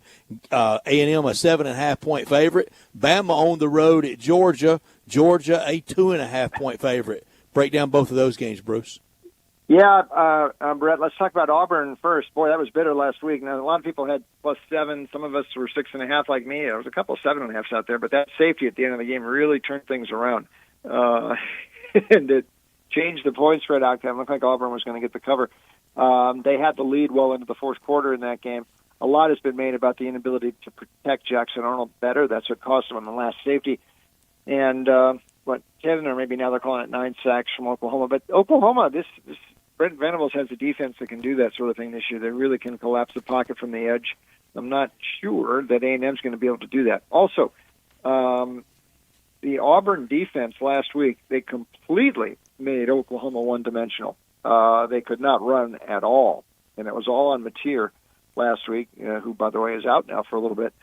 So if A&M can't get the ground game going, it's going to have to be Marcel Reed, and he might be able to do it. But I point out before, all that had to happen was that fourth down pass incomplete at South Bend in the last minute, and nobody is talking about Texas A&M, and they'd be saying, what's wrong? These guys have an 8-game spread losing streak to last year. So one play has changed the narrative. I don't think it should change it that much. I'm taking Auburn. I'm going to give Hugh Freeze one more shot. By the way, this is part of the schedule. He better win because this is a tough underbelly right now. In the next couple, he's got Georgia, Mizzou coming up. This season could slip away from Auburn if they can't get a win. I think they might actually get a win there, so I'm taking Auburn. The other one, Alabama, Georgia, I'll tell you, a lot of people I talk to are wondering why is this number so low. Even our friend Ryan Fowler in Tuscaloosa, who bleeds Crimson Tide, he said, why isn't this number a little bit higher? And if he's even seeing that, then so am I. Yeah. Jimmy out down in Baton Rouge, same thing this morning in Hanninger if they thought it was too low. I think it's too low. Let's see Alabama out on the road. I mean, there's a litany of them finding banana peels under Kalen DeBoer away from Tuscaloosa. Last year, Vanderbilt. Last year, Tennessee. Last year, Oklahoma. Last year, Michigan Bowl game. 3 of those teams were like 500 teams last year. And the FSU opener this year. They can prove it. I'm not sure what they proved in the wins over ULM and Wisconsin, which is way down. Kirby, by the way, 33-game win streak at home. He's only beaten Bama once, but I think they can. They have a shot. And by the way, Gunnar Stockton. I was talking about him not being that classic Georgia pro-style quarterback, the Carson Becks, the Staffords, Jacob Eason, and so forth. But you're watching the Tennessee game. I mean, he has got some Stetson Bennett in him, and he has got some fire. And all of a sudden, that offense was moving late in the game, and he's got some weapons to use. Georgia's going to win this game, and I think they're going to cover it. So I'm going to take the Bulldogs between the hedges. I like it. A couple weeks ago, we saw Mississippi State pull the upset at home over Arizona State. Now another ranked team comes into Starkville. Tennessee on the road, a 7.5-point favorite tomorrow afternoon. The total 62.5. What do you like here? Yeah, this is interesting because it could start to get really interesting here now for Mississippi State if they can push this a little further. 4-0. You remember right about this time last year is when Shapen got hurt, and they had to go to Van Buren. He didn't play all that badly, but it's worth noting. I mean, last year, even when they were losing all the SEC games, most of those games they covered the spread. I think they covered 6 of their last 8 last year. One of those was a non-conference, but still they were overachieving against the number, and they're 4-0 straight up and against the line this season. That's 10-2 now. The last 12. Can't overlook that too much. But I wonder, the schedule's going to start getting a lot tougher. I know they beat ASU, but you are looking. Here's Tennessee and Texas A&M right out of the chute for Mississippi State. I think I need to see a little more they can do this against an SEC team. Tennessee is good. Bounced back last week. Listen, they could have scored 80 on UAB. We know what happened at the end. They could have hit a field goal. They beat Georgia. They did almost score 80 against East Tennessee State. And Aguiar is proving worth the trade for Nico at quarterback. I'm going to lean a little bit to Tennessee here, 42-30. Kind of an exciting game, maybe over as well, but I just think they'll outscore the Bulldogs. We got the whiteout tomorrow for Penn State against Oregon. Right now, Penn State a 3.5-point favorite. The total 53.5. What do you like here? My first thought here, it might be an under. I think this is a much better Penn State defense with Jim Knowles, the coordinator, master of the variety of blitzes, stole them off the Ohio State staff. Pretty good move there. Pretty shrewd by Penn State. So I think that's there. James Franklin, of course. Oh, we're hearing the same old stuff about James Franklin. Oh, I can't win the big one. Let's never go with him in the big games. I think that needs to be refined a little bit, though. It mostly applies to the Ohio State game. He has not been able to get over that hump, except once in, 11, 12 years at Happy Valley. And he has some other big wins. I mean, I know they lost to Oregon in the Big Ten title game last year, but it was kind of a close game. And they did win 2 playoff games against SMU and Boise last year. So it's not like Franklin never wins. They like some of these new wideouts, some of the transfers that came in to give Drew Aller a little bit more of a deep threat. This is a big game for Aller after the mistake that he made in the Notre Dame playoff game right at the end. So something was proved for him. In Oregon, I need some more evidence about Dante Moore. I know his stats don't look so bad, but like Penn State, they haven't really played anybody yet. And I remember him too much from UCLA, where he kind of disappointed 2 years ago. Oregon has had some great quarterbacking the last couple of years for Dan Lanning. He has had Bo Nix and he's had Dylan Gabriel. Both those guys are in the NFL now. I'm not sure Dante Moore is there. And like we said, like you said, this the whiteout at Penn State. Oregon has not played there since 1964, and that was a game the Ducks actually won 22-14. 61 years ago, the last time they were in Happy Valley. I don't think they come out of this one with a win. 29-20, Penn State. I'll lay it, and I think it stays under that 53.5. Bruce, what is your favorite college football game tomorrow? All right, I'll give you 2 real quick off the beaten track. La Tech. 8 straight regular season spread covers. They're balancing the offense. I think Sonny Cumbie's doing a great job there. And at UTEP this week, UTEP, false alarm on UTEP against ULM. I was wrong on that game last week. Hate being wrong 2 weeks in a row on a team, but I'm going to risk it. Conference USA and Sun Belt, you can do that. So I'm going to take La Tech there. And speaking of Sun Belt, Arkansas State. This is a game at ULM that Butch Jones has to win.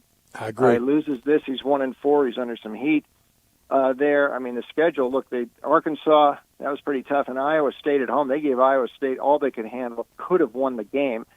So a little bit understandably flat last week at Kennesaw. But I mean, too flat. They put themselves down in a 21-0 hole, and they came back, but just not quite all the way.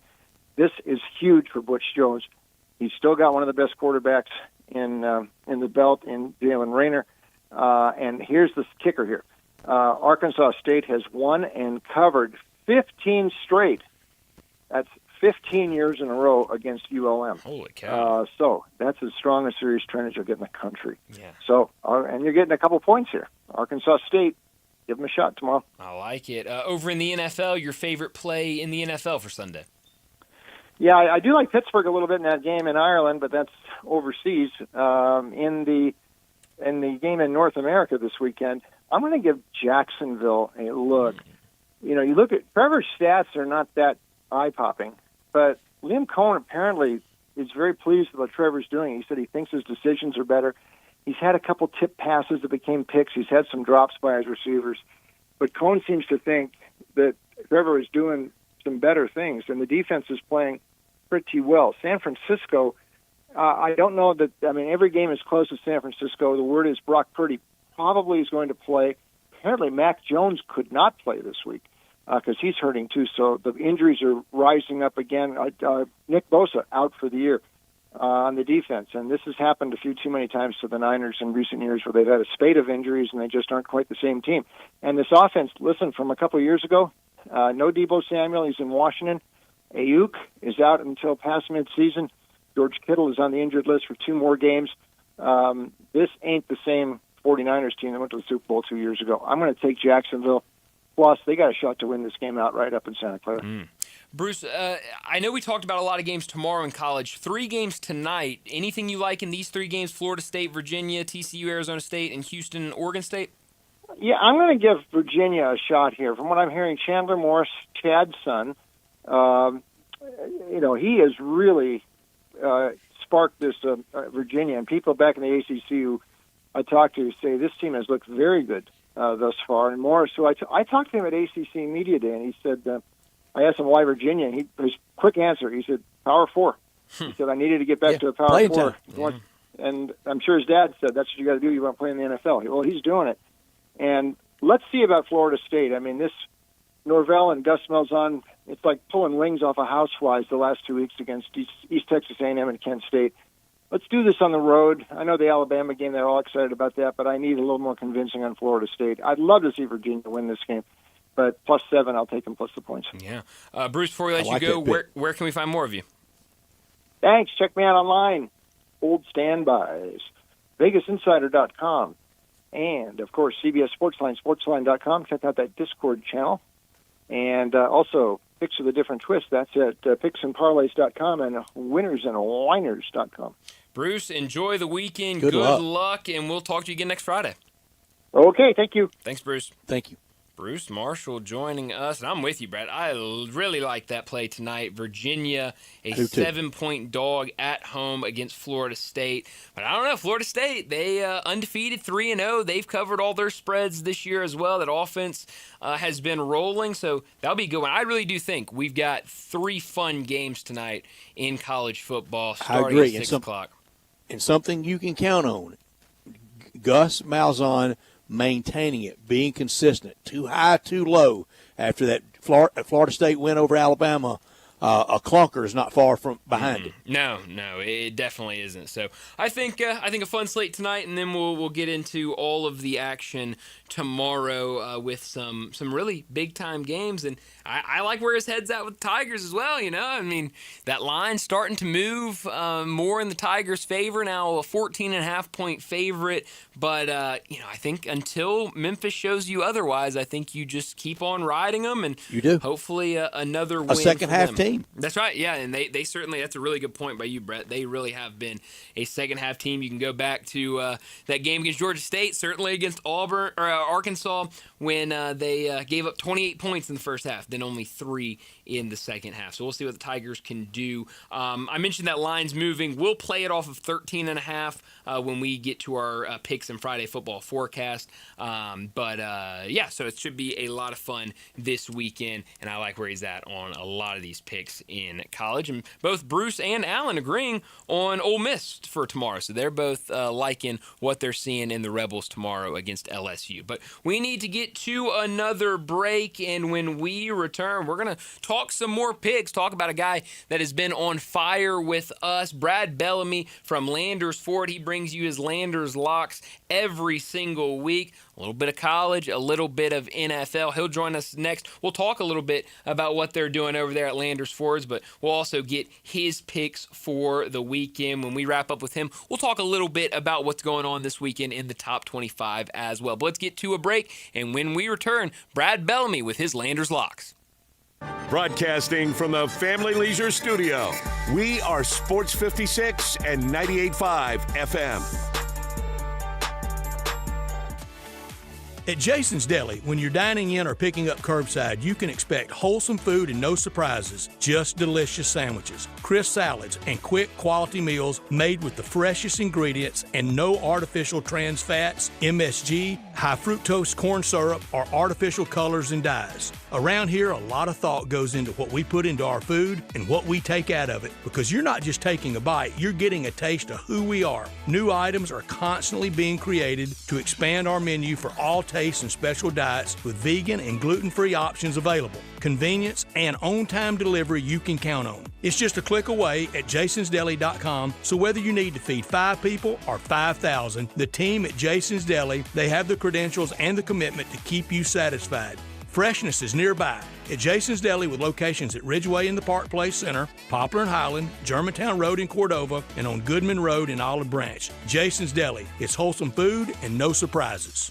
Your journey starts here at Gossett Hyundai on the Pike, and it's a dream come true. 2025 Hyundai Sonata, buy it for $27,689, or we Gossett at $273,61 a month. How about 2026 Hyundai Tucson SE? We Gossett $30,775, or just $339 a month, or 1.99% for 60 months is available. And right now, Gossett Hyundai on the Pike's got 2025 Hyundai Santa Fe XRT all-wheel drive loaded, $349 a month, plus America's best 10-year, 100,000-mile powertrain limited warranty. So hurry to Gossett Hyundai, 1870 Covington Pike, or visit online 24/7 at HyundaiGossett.com. If you want it, we Gossett at Gossett Motor Cars. All 36-month lease, $10,000 per year, zero acquisition fee. Sonata SA516 776, MSRP 28,810. Tucson TH6 19,518, MSRP 31,755. Santa Fe SH 11,0054, MSRP 43,635. Must finance through Hyundai. Includes all rebates and incentives. PF 895 excludes tax, title, and license. See dealer for complete details. Offer valid through end of the month with approved credit dealer stock only.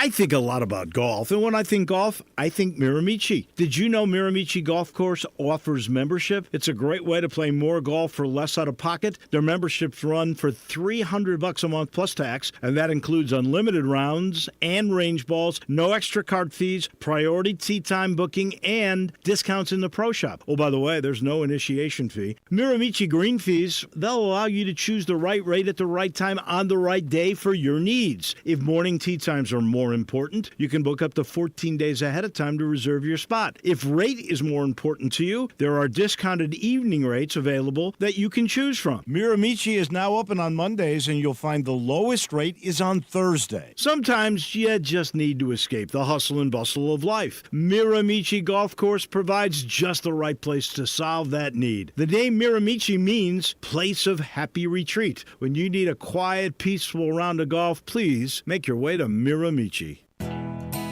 Nestled in the heart of East Memphis, located corner of Park and Cherry, is a beautiful residential neighborhood. I'm here at Town Village Audubon Park interviewing a new resident, Carolyn. Share with us why you chose Town Village. Well, if your parents or special friends need to make that big move, let me share with you my experience. It was tough for me to leave home, but then I discovered Town Village. I would like to highly recommend Town Village to you and your loved ones. After looking at all the amenities and meeting all the people and staff, I was hooked. From restaurant, bistro, 3 meals per day, housekeeping, transportation, security, health care, physical therapy, exercise room, and even a heated pool and spa. Come see us and make your new home at Town Village. Visit us and call Daniel at Town Village Audubon Park at 901-374-7342. There's no place like home, Town Village. This traffic report brought to you by Salt Sports Bar and Bistro, 3101 South Mendenhall Road, where great food meets the big game. Sports 56 traffic. Good afternoon. We got some police activity. It's over to the right-hand side. It doesn't look like it's really much, but people are staring at it on 240 East right past Bill Morris Parkway, right there at that Quince overpass. That's 240 East past 385 Bill Morris Parkway with some flashing lights now. It's loading up pretty good on 240 as you get onto Bill Morris. That's actually picked up quite a bit headed out towards Collierville. Hey, Zips Car Wash is where I go, and so should you this weekend. Get upgrade, shine, and protection at your local Zips Car Wash. Log on to zipscarwash.com. Find a location near you. I'm Commander Chuck with your on-time traffic.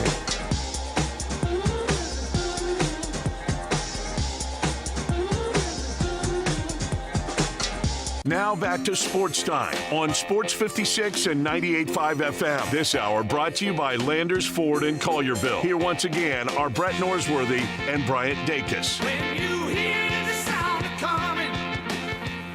Welcome back in Sports Time. Bryant and Brett with you, and we got to talk some more picks. Our Landers Lock segment. Brad Bellamy joining us now to talk about some of these big games over the weekend. Brad, we missed you last week. Glad that we were able to get your picks from you. But how's it going? How's everything going at Landers? Man, things are great, guys. I was glad to be able to send Brett picks way early last week, and I was glad that, if your listeners at home were playing the picks, especially the NFL, it was a nice 3-0 weekend. So, unfortunately, Cal, as a double-digit favorite, decided not to score any points, so that made that one look pretty ugly. And then South Alabama did me no favors either. But, man, things are great over here. closing out the month. Got a lot of great things going on. Talked about it with you guys a couple weeks ago. Buy 3, get 1 free on tires, and a $20 rebate on the Works Pack, which was the oil change and tire rotation. And then got some big programs here to close out the month with special rates on F-150 and then big deals on Expedition Explorers. We close out those tournament specials at the end of the month. But really excited, too, guys, just locally. We have the Collierville Car Show with all proceeds going to Collierville Education Foundation. Free for anybody to come out and take a look. We're going to have a bunch of classic cars out there. We partner with the Collierville Police Department. It's just a great little charitable thing that we do and that they do to help support the Collierville School District and our teachers and help give them grants. So a lot going on in Collierville this weekend, guys. And I bet you last Saturday, Mr. Ritchie's box was really excited at the Tiger game. I know a little tough for him, but a Tiger fan, and I was told at the dealership last Saturday, it felt like you were at the game. Man, that was probably one of the most important fumbles in the history of the Tiger football program. So Yeah. I was on a cruise ship, and we were watching it slowly update on the ESPN app, just praying for some miracle stop, and then all of a sudden it was like fumble Memphis ball, and we're like, what in the world? So very exciting, very happy for Coach Silverfield and Coach Hankins and that defense for making that stop. And, I mean, guys, Memphis has got a good road ahead. You know, South Florida at home, Tulane at home. Landers lock of the week this week. Memphis minus 13.5 headed down to Florida Atlantic Boca Raton action. But they're looking good, guys. Yeah. They sure are. And if you think that fumble was big last Saturday, it was. Wait till that college football playoff bracket comes out. I think as the year goes on, it will ease its way into biggest win in Tiger football history. So out of the gate, you're going with the Tigers over FAU laying the 13.5. I am, man. I think Memphis has done a good job so far this year of covering spreads, and minus 13.5 seems like a good number to me. Florida Atlantic, not been great. So yeah, I got Memphis minus 13.5 as one of my 4 college locks of the week.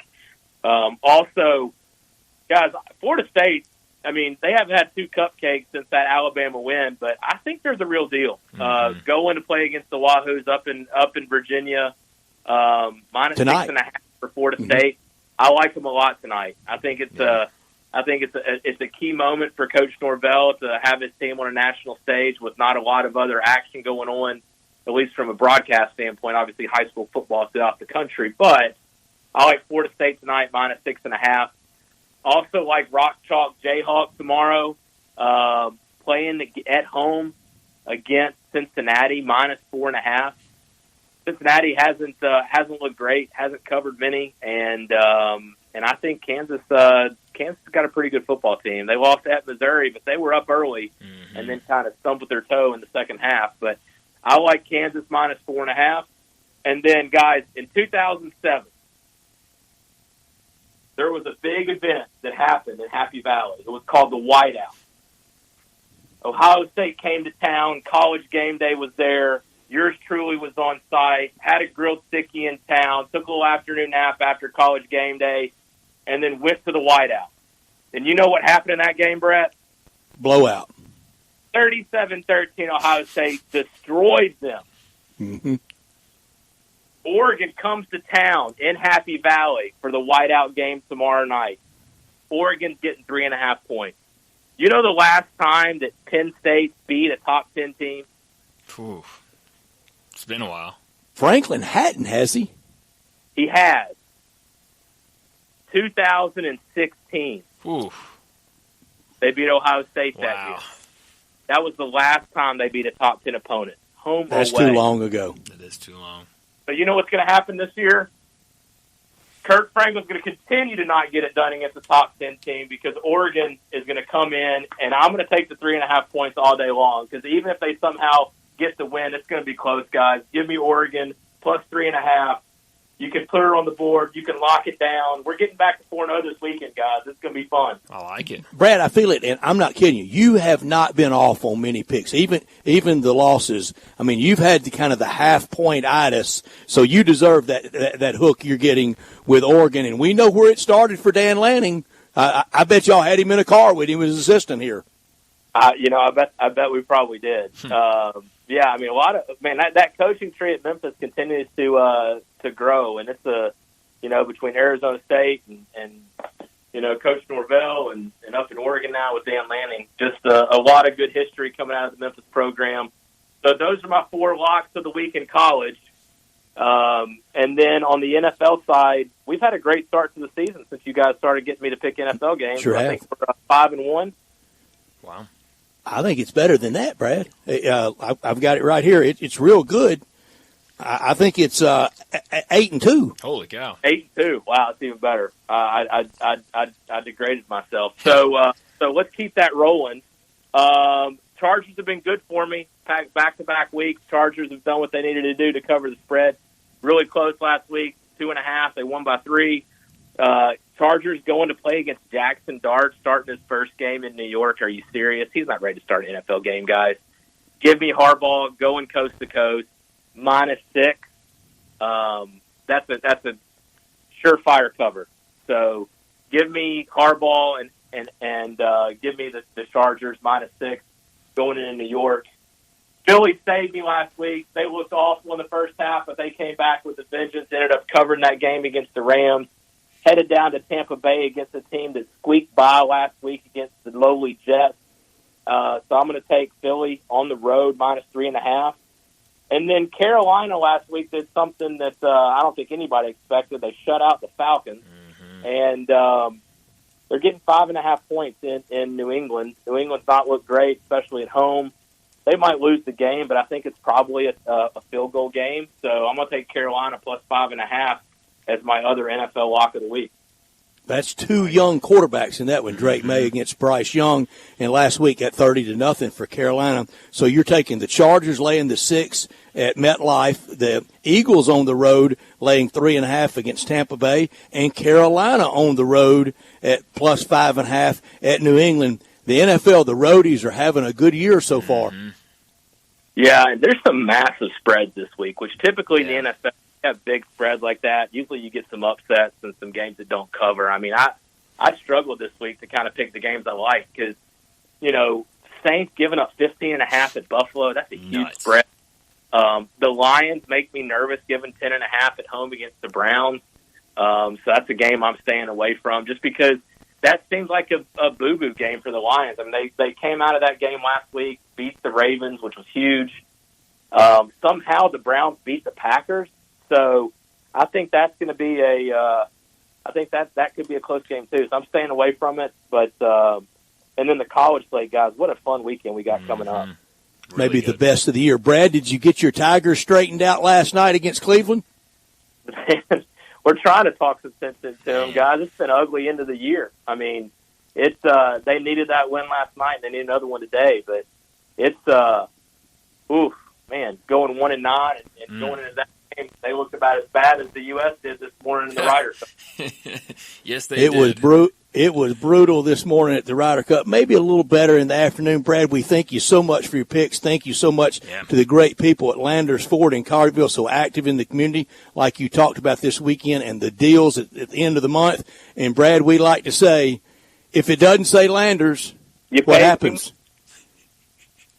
Brad, thanks so much for joining us. Enjoy this weekend, and we'll do it again next Friday.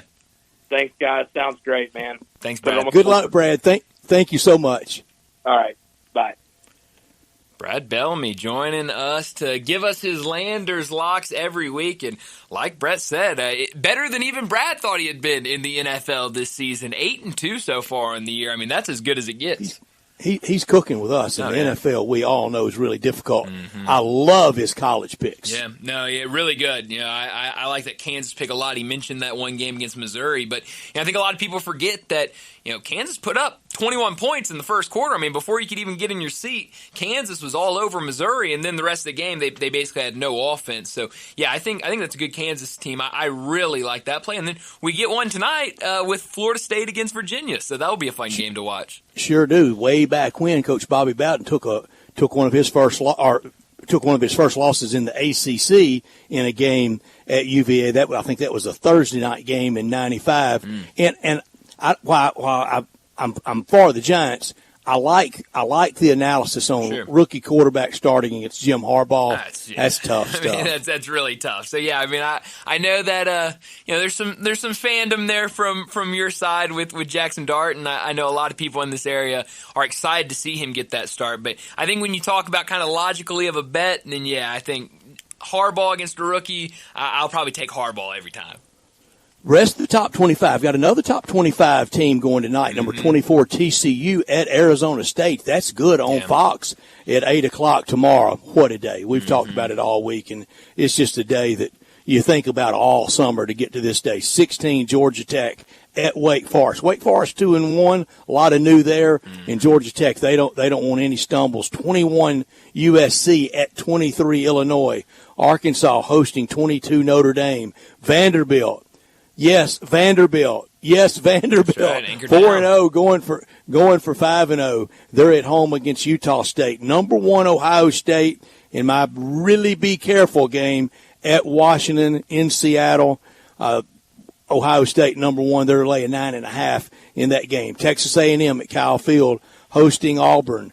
11, Indiana at Kirk Ferentz in Iowa City against Iowa. 15, Tennessee down in Starkville. 14, Iowa State at home against Arizona. 3 versus 6. Brad had great analysis about that. And a lot of people think that first whiteout that is why they kept doing it. Aren't they glad they didn't stop after the first game? Honestly, yeah. I could see it very easily in a different world somewhere. They go, yeah, that didn't work out, and you never have that great game. Really could. A lot of times, in marketing stuff, they get scrapped after that kind of game. 17, Bama at 5, Georgia. We've talked a lot about it, and we'll talk more. UMass at number 20, Mizzou, and number 25, BYU at Coach Prime tomorrow night late on ESPN, 9:15 tomorrow night. Yeah, it's a great slate of games, and like you mentioned, we get it started with a couple of ranked games tonight. Florida State, which Brad really likes, and then the late one, TCU, on the road as an underdog against Arizona State. So should be a fun night that leads us into a really big day of football tomorrow. But let's go ahead and get to another break, and when we return, it'll be time for Big Number of the Day. You have opinions? I think it's over. Of course you do. I don't think it's that simple. Everyone does. I got all the answers. Hit us up on the Sissy's Log Cabin listener line at 360-8255. Step up your wings game at East Coast Wings and Grill. With over 60 wing flavors and 7 heat indexes, do you have what it takes to turn the heat on your wings up to insanity? East Coast Wings and Grill is family friendly with a large variety menu to satisfy the whole bunch. Sign up today for their loyalty program and taste the rewards. For every $1 you spend, you collect a point. Earn 100 points and receive a $5 reward.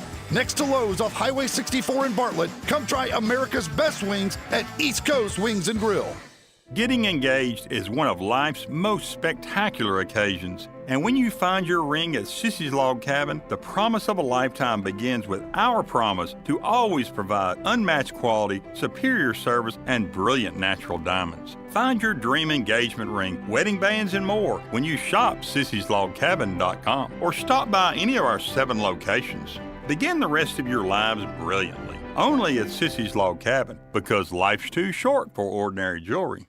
All 650 acquisition fee, K4LX SE 183.3119, MSRP 24,440, K5LX T54.13,744, MSRP 28,750, Telluride SG 689.239, MSRP 38,255. Includes all rebates and incentives. Must finance through KFA. Excludes tax on license with approved credit. Dealer stock only. See dealer for complete details. Offer valid through 10/2/2025. Hey, you thinking about Kia? Well, you better be thinking about Jeff Allen over at Gossett Kia South on Mount Moriah. I got him on the line right now. What's up, Jeff Allen? How about this, Randy? 2025 Kia K4 LX, $145 per month, 39 MPG highway.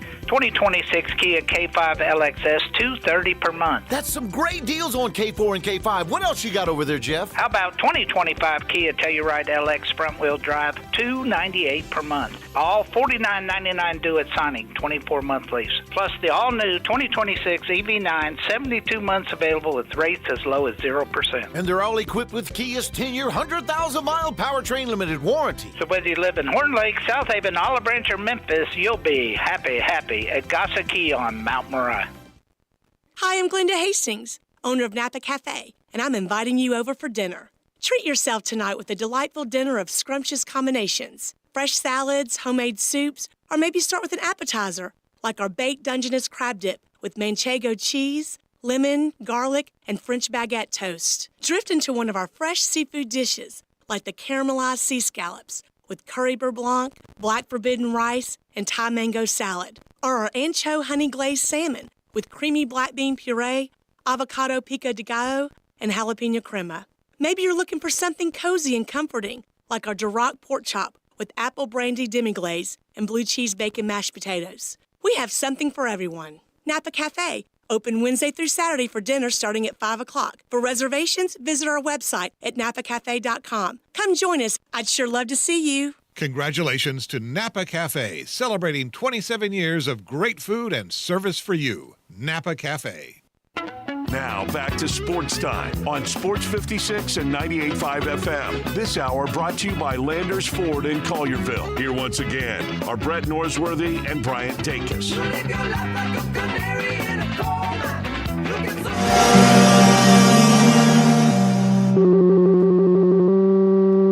Big Daddy. Hello, Big Brand. It's a guy, he wants to be big, then he gets big, he doesn't want to be big anymore, then he gets small, but the suit's too big. Big Daddy. The big boy. You're a big guy. I think she's trying to pull a fast one on Big Daddy. The big number of the day. All right, Brett, I have a couple big numbers today, but they all kind of tie in with each other. So I will start with the number 20. And actually, it can be the same number for both of these. So my one big number is 20. We'll start with the first part of the big number, and that is that the Memphis Tigers have scored 20 or more points in 44 consecutive games. That is the longest active streak in the country. It dates all the way back to a 33-28 win over Tulane in 2021. So Tigers been putting up points. There hadn't really been a game where they have been shut down.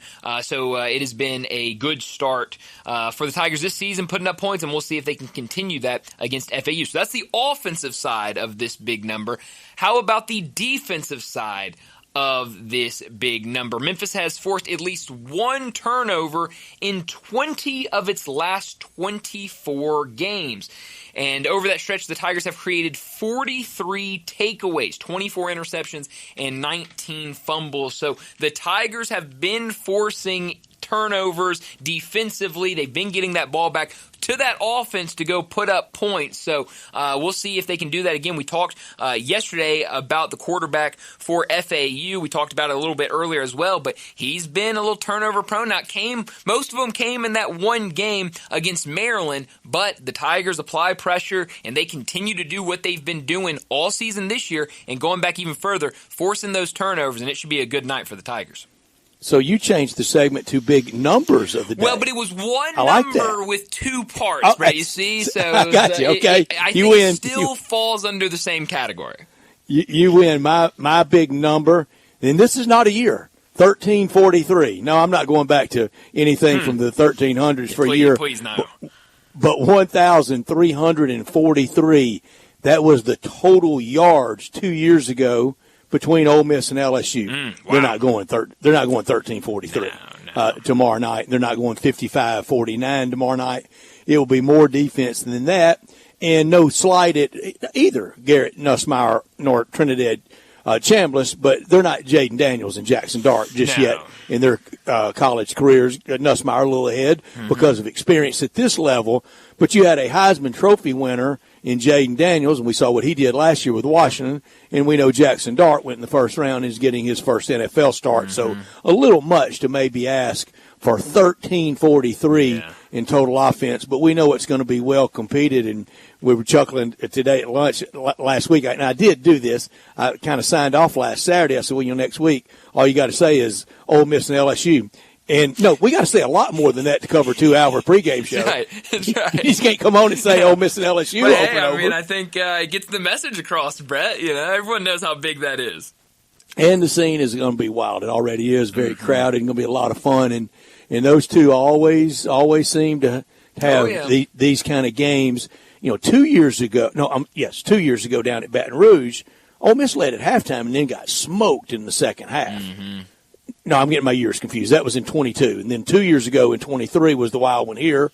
And then last year was overtime in Baton Rouge. So always very competitive with Brian Kelly and Coach Lane Kiffin. Yeah, it definitely has been. And so I know a lot of people are looking for a thrilling game.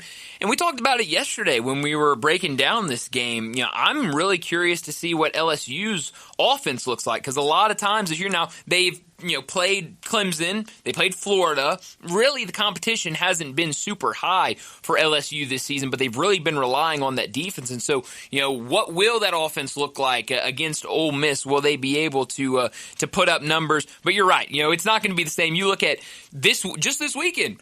2 starting quarterbacks in the NFL, and Jaden Daniels and Jackson Dart. Those two going against each other. And that is no shot at those 2 starters that we'll see tomorrow. But it's a little different, and that was an incredible game. So, yeah, I don't think we'll get as crazy of a finish or of a game, but it still should be a pretty good one. And it's definitely one that I think everyone in the country has circled for tomorrow. Yeah, we talk so much about these games, so many good games. Oh, yeah. It is the day that you could just sit and watch all day and get plenty of good games. The Big Ten schedule, it's not just the SEC. The Big Ten schedule it's really good tomorrow, and we'll be watching everything with Tigers and FAU after that rousing fight song. Woo, FAU, bring your own momentum. Yeah, you learn some new fight songs by listening to Sports Time. So got to be a Memphis first, doesn't it? That's what we bring to the table. I mean, and last. Well, yeah, I don't see us playing the FAU fight song anymore, but I do love it because we talked about this earlier when we started the show. But pulling up the fight songs to listen to it before to make sure we had it and seeing the words. And you're seeing the fight songs, and FAU, it's a fight song, all right. It's something. We got there's one line in there that's football in paradise, so I guess it's that's got to be a Buffett reference, doesn't it? Got to be. There is football in paradise. There is football in paradise. I mean, absolutely, and Boca is paradise according to them. Well. So hey, it's nice. Can't beat Boca. So no, I'm looking forward to tomorrow, and yeah, like you said, I mean it really doesn't even matter the conference you're looking at. There are big time games all across the country tomorrow. And then Sunday. Oh yeah, and then we get to Sunday, and then you throw the Ryder Cup on top of it. I mean, well, we hope. Well, yeah, I guess we'll see how intrigued we'll be by Sunday. But even without it, you've got the early morning game in Ireland in the NFL, so you'll still have something to watch and enjoy on Sunday. So no, this is a really really good weekend. Just a great sports weekend. I mean, it's been the build up, and I think everybody's been looking forward to it. And now that we are here and we're getting ready for it, I am really, really excited. But we kind of talked about it with Brad. I mean, it starts tonight with, we've got 2 top 25 teams playing, but 3 games tonight, and so it's a good appetizer. And, Brad, I keep looking at this TCU-Arizona State game. I think I like Arizona State at home here. I mean, I know I do. I don't want to. I don't want to. I don't have. I'll just say it. I don't have this in my Friday football forecast picks, but I don't want to get ahead of our Friday football forecast picks. But I love Arizona State tonight at home. So, yeah, we got to pick it up at 5:30. We got to have better picks too. No. Look, Brad. It's one of those things where on Sunday nights, Monday mornings, I look at myself in the mirror, I point, and I say, "You got to be better.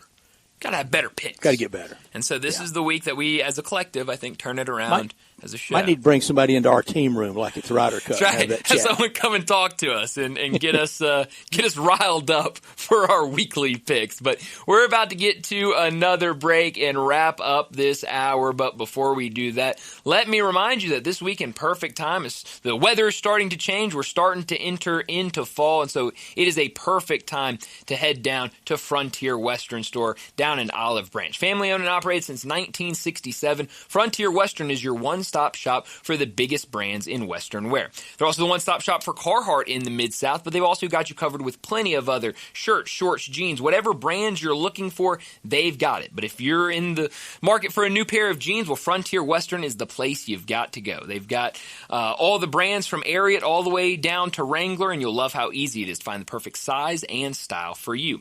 While you're down there, check out Frontier's world-famous boot showroom. Whether it's work boots or dress boots, Frontier has you covered for the entire family with plenty of in-stock proven classics like Ariat, Dan Post, and Durango, and that's just to name a few. Frontier's pricing is lower than online and chain stores, so you know you'll be getting the best deals.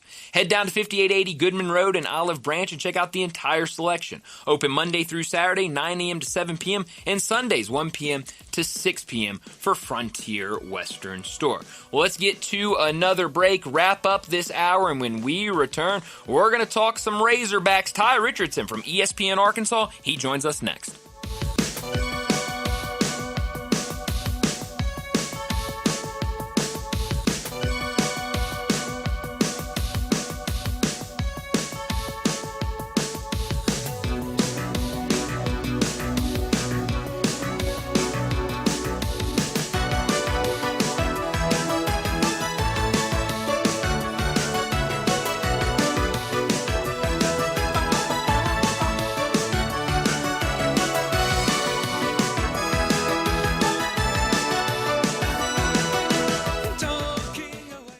Is stressful, but Black Tie Moving can take the worry out of the process.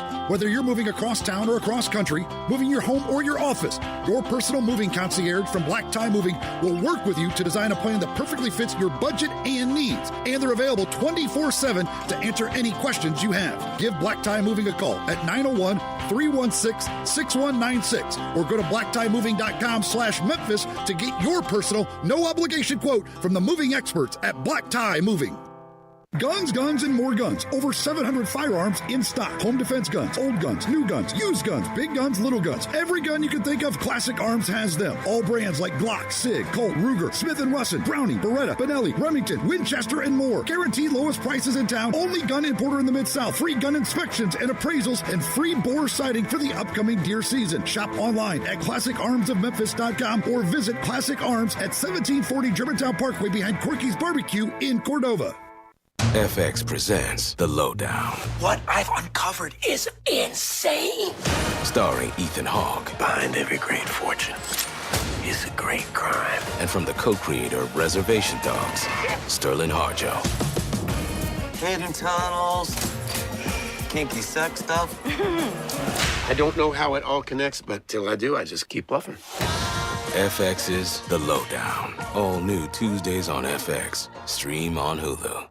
Hey, I've got Rockin' Ronnie on the line at Gossett Hyundai South Mount Moriah. What's rockin' with you, Ronnie? We are rocking some big savings at Gossett Hyundai Mount Moriah. 2025 Hyundai Sonata, $27,689 or $273,61 a month. That sounds amazing. What else you got, Ronnie? What about the new 2026 Hyundai Tucson SE, Randy? I've got it for $30,775 or $339 a month. Another winner. What else you got? I've got a 2026 Hyundai Santa Fe SE, only $345.54 per month. And America's best 10-year, 100,000-mile powertrain limited warranty. So it's time to get to Gossett Hyundai South and ask for Rockin' Ronnie. He'll take care of you and make you a great deal on a Hyundai at Gossett Hyundai South, 2660 Mount Moriah, or shop online anytime at HyundaiMountMoriah.com. Sonata SA 516-776, MSRP 28,810, Santa Fe TH 162,611, MSRP 37,285, Tucson TH 619,518, MSRP 31,755, includes all rebates and incentives, PF 895, excludes tax on license. See dealer for complete details. Offer valid through end of the month with approved credit. Dealer stock only must finance through age of May.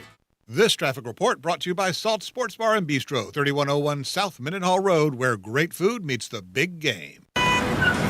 Sports 56 traffic. So I'm looking at a crash over here involving a couple of cars. A lot of rubbernecking associated with this crash. It's 240 eastbound, just past Walnut Grove before you get up to Sam Cooper. Again, it's slow over here just a bit because of this crash. On 240 eastbound as you approach Walnut Grove, starting to build even more through Midtown in a couple of spots. 240 south at South Parkway.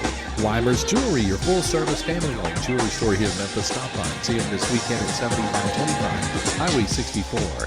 I'm Commander Chuck. You're on Time Traffic.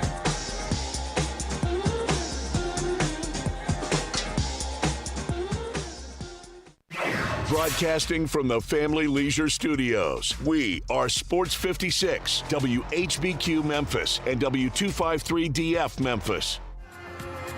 Now, back to Sports Time on Sports 56 and 98.5 FM. This hour brought to you by Jaguar Land Rover Bluff City. Here once again are Brett Norsworthy and Bryant Dacus. Welcome back in Sports Time. Bryant and Brett with you, and we got to talk the Razorbacks. We've been talking about the Razorbacks all week after the Tigers and Razorbacks played last Saturday, but now we got to talk about the Razorback side of things. We do it at this time every single Friday afternoon, and we do it with Ty Richardson. Time to talk Razorbacks on Sports Time. Joining the guys is Ty Richardson from ESPN Arkansas to talk all things Hogs and SEC. On Twitter X at Ty Sports Radio, here's Ty Richardson with Bryant and Brett. Come on, all you Razorback fans, let's stand up and call those Hogs!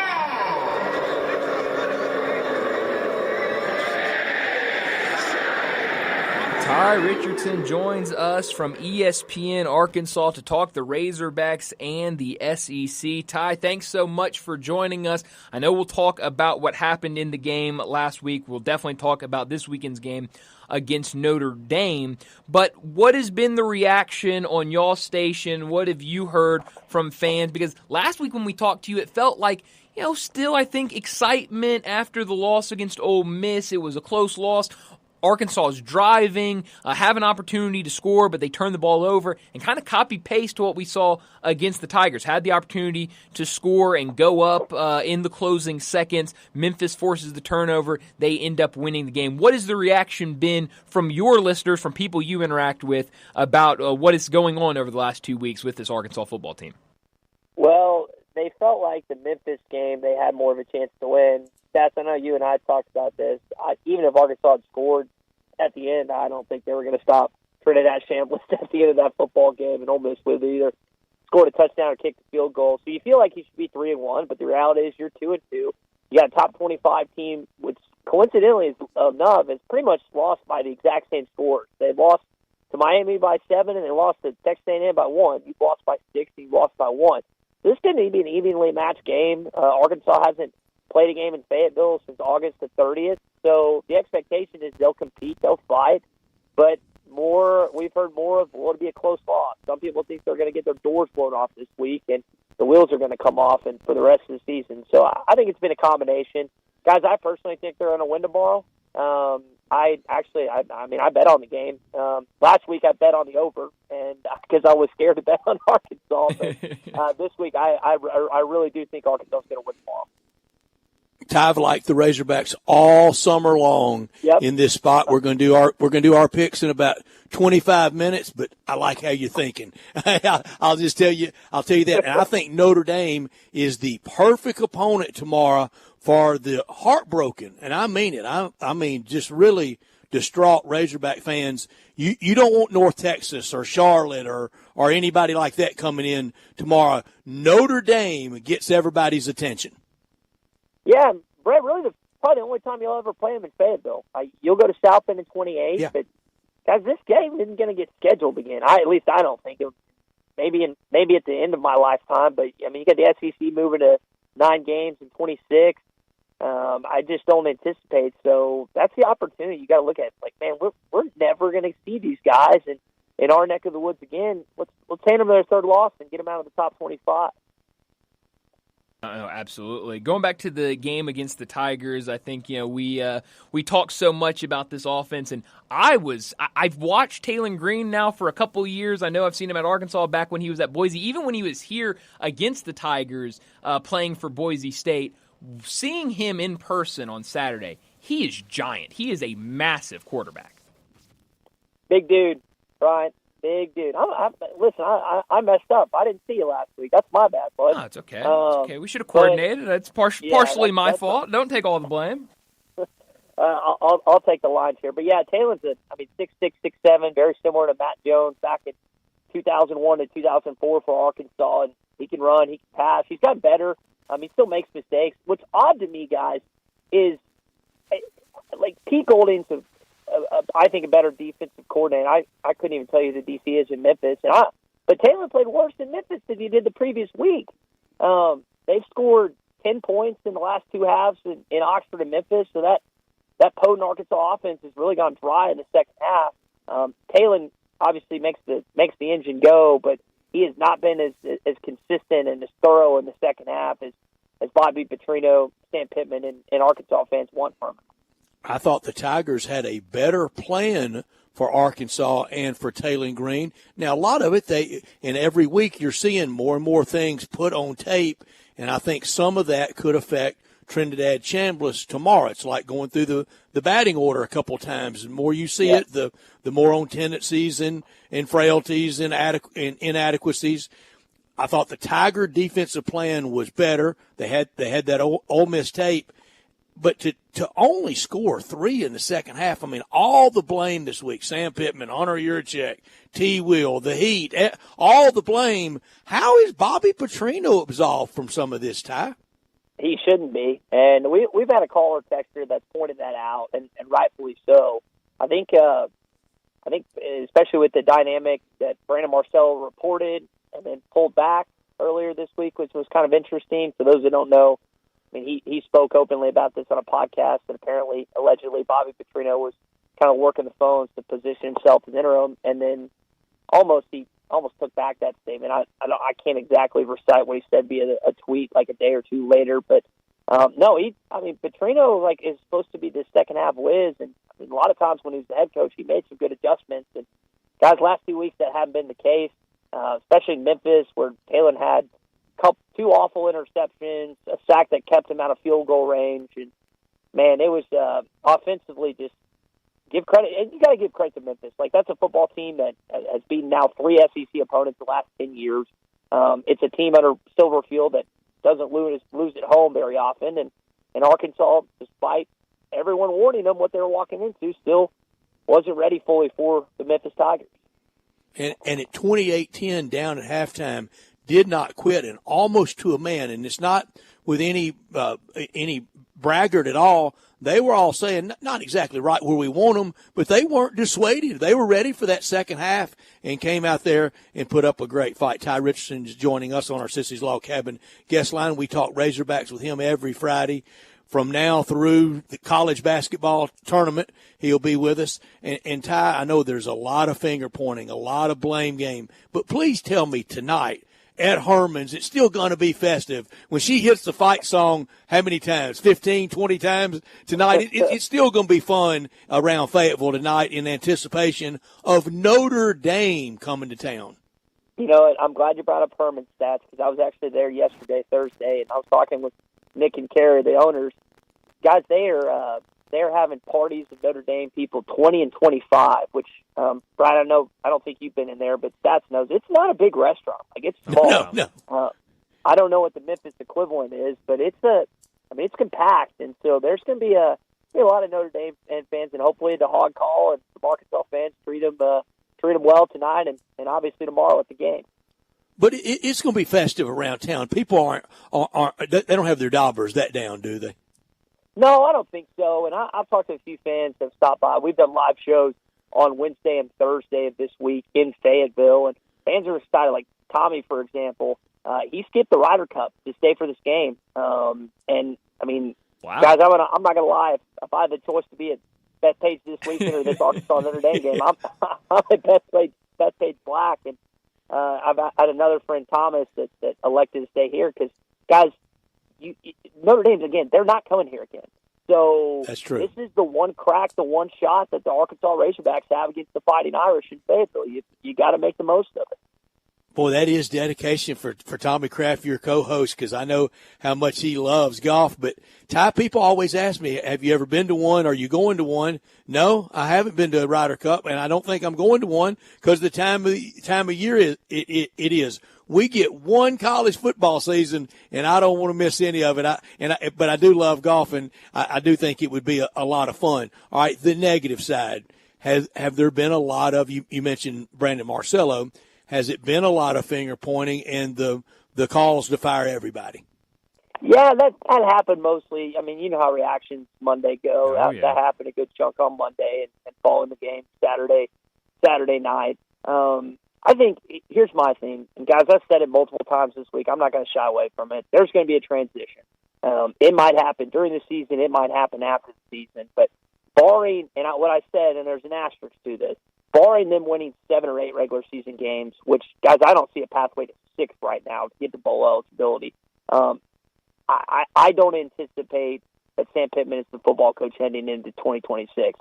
And for those that think that that's malicious or it's personal on my part, the rationale that I take is, one, guys, he's probably going to make $35 to $40 million when it's all said and done in his head coaching tenure between the buyout and his salary at Arkansas. So it's not like he's walking away poor. 2, it's just reality. Like, it's just what I think. I'm not just pulling.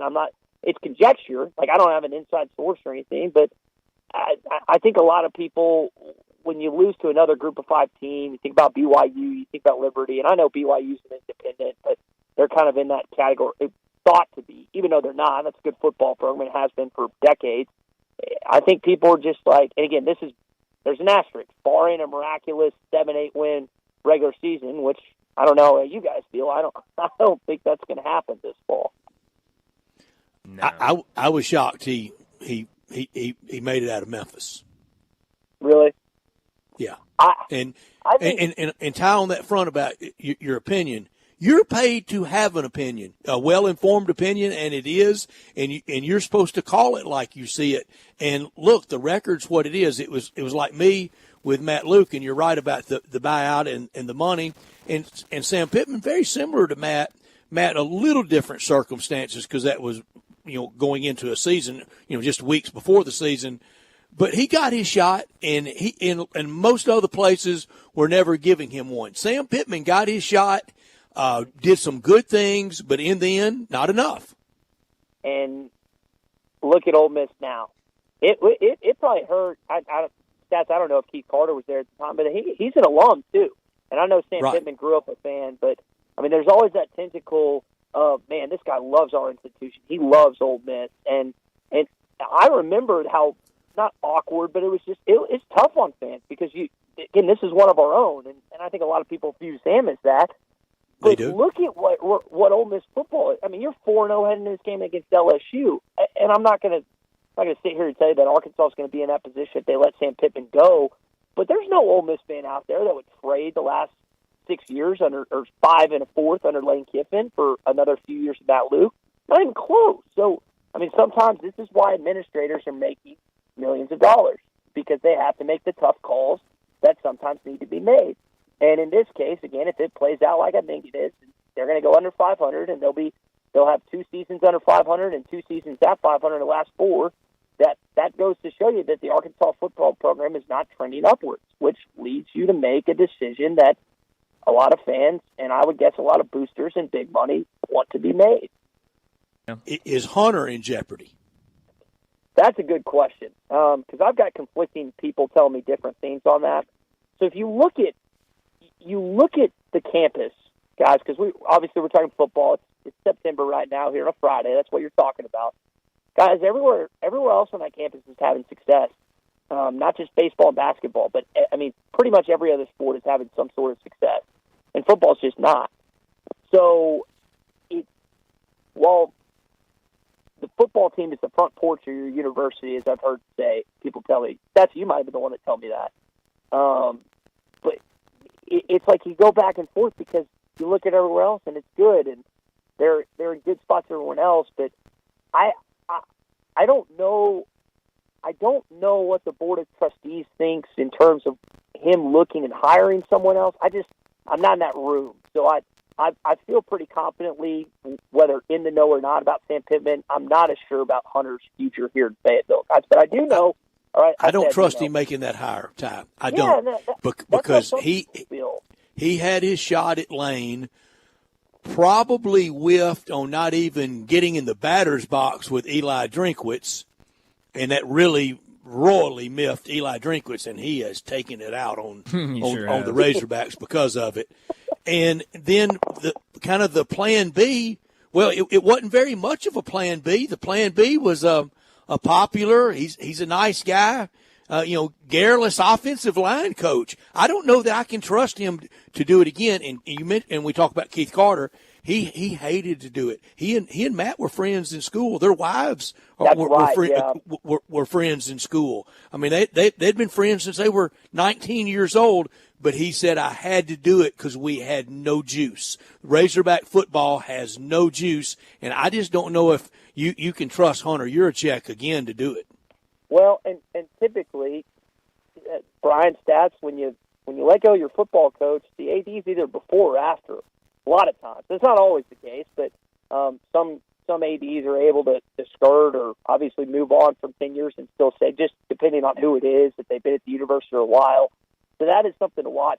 Your point about Eli Drinkwitz, I was told that Hunter, when he was a candidate or whatever, that he quickly passed on Drinkwitz, and like you said, Drinkwitz is taking it out on Arkansas. He is, let's see, so Arkansas has beat Eli one time in 5 years, and it's probably going to be that same record. It's going to be 1-5 after this upcoming battle. And he recruits Pine Bluff better than Pittman does. Yeah. He got two. He got, because Courtney Crutchfield started his career in Missouri, now he's in Fayetteville, and they have the other kid too. I think a linebacker, if I remember that right. But he's gone in a couple times and taken some Arkansas kids. And I think, like, I really do think he does that. Like, he wouldn't do that necessarily going into Kansas. Maybe Kansas because it's a rival. Maybe Nebraska. I don't know if he'd necessarily go to Nebraska to do that, but because it's Arkansas, he's going to go in and take a kid or two.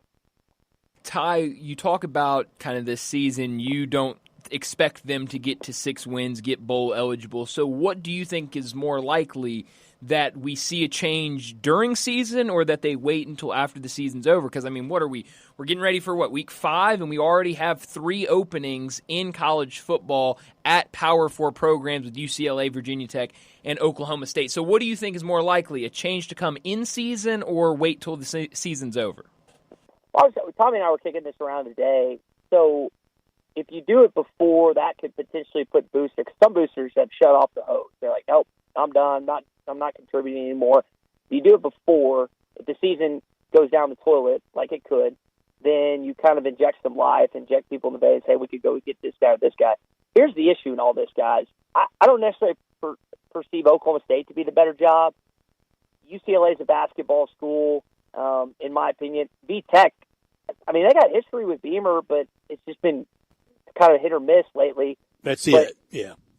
But Florida to Arkansas, there's not a coach in college football that would take the Arkansas job over a Florida job.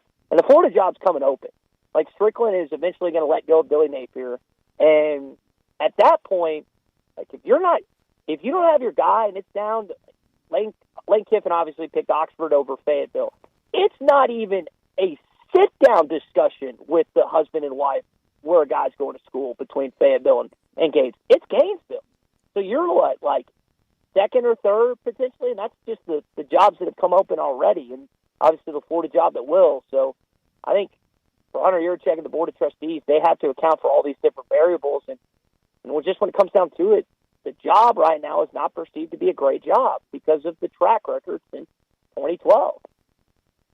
Now, in fairness to you and to the Razorbacks, Florida wins out over almost everybody, over everything. Yeah. I mean, Urban Meyer had either Notre Dame or Florida, and he left Utah for Florida, and his great relationship with the president, Bernie Manchin, that had been at Utah that was at Florida at the time.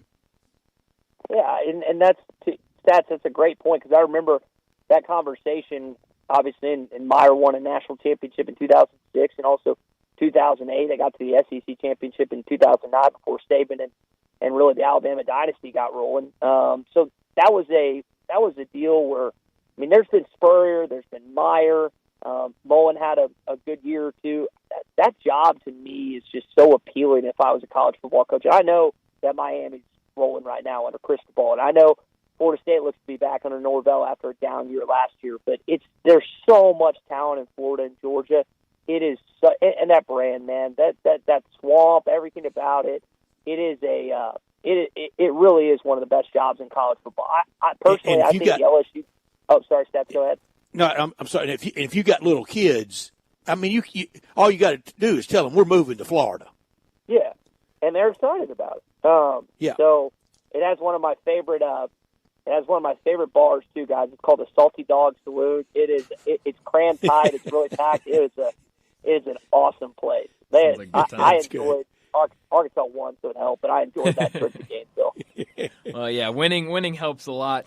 Ty, this weekend against Notre Dame, you go back to last week against Memphis and what Sutton Smith was able to do on the ground, 147 yards, 1 touchdown. Now you're going up against what a lot of people considered coming into the season one of, if not the best running backs in college football in Jeremiah Love. He's averaging almost close to 100 yards a game, and last week, the Arkansas defense struggled against the run. How does Arkansas slow down Jeremiah Love? And Jadarian Price, too. So it's like a two-headed monster. That's right. Man, it's a tall task. And Card's got some capability. Not necessarily Riley Leonard, but he's a good football player. So there's a lot of issues Arkansas has. Brian, I'm going to be honest. They're not going to slow them down. They're just not. So you're going to have to score more. You got to rely more on the offense to score the ball. That's really what it comes down to. Defense, and Notre Dame's going to give up a lot too. Don't get me wrong, but it's going to be. I would take the over just like I did in Memphis, Tennessee last week. Yeah. I think that defense is very gettable for Arkansas against Notre Dame. I mean, they've given up 30 last week against Purdue. So I think this defense very gettable for Arkansas. But it's going to be a fun one, and we'll see how it ends up falling out. Enjoy. I'm now excited to hear Brett's pick in our next segment to see what he thinks about this game. But we know what you think about it, Ty. As always, thanks so much for joining us. Enjoy tomorrow and the game. We'll talk to you again next Friday.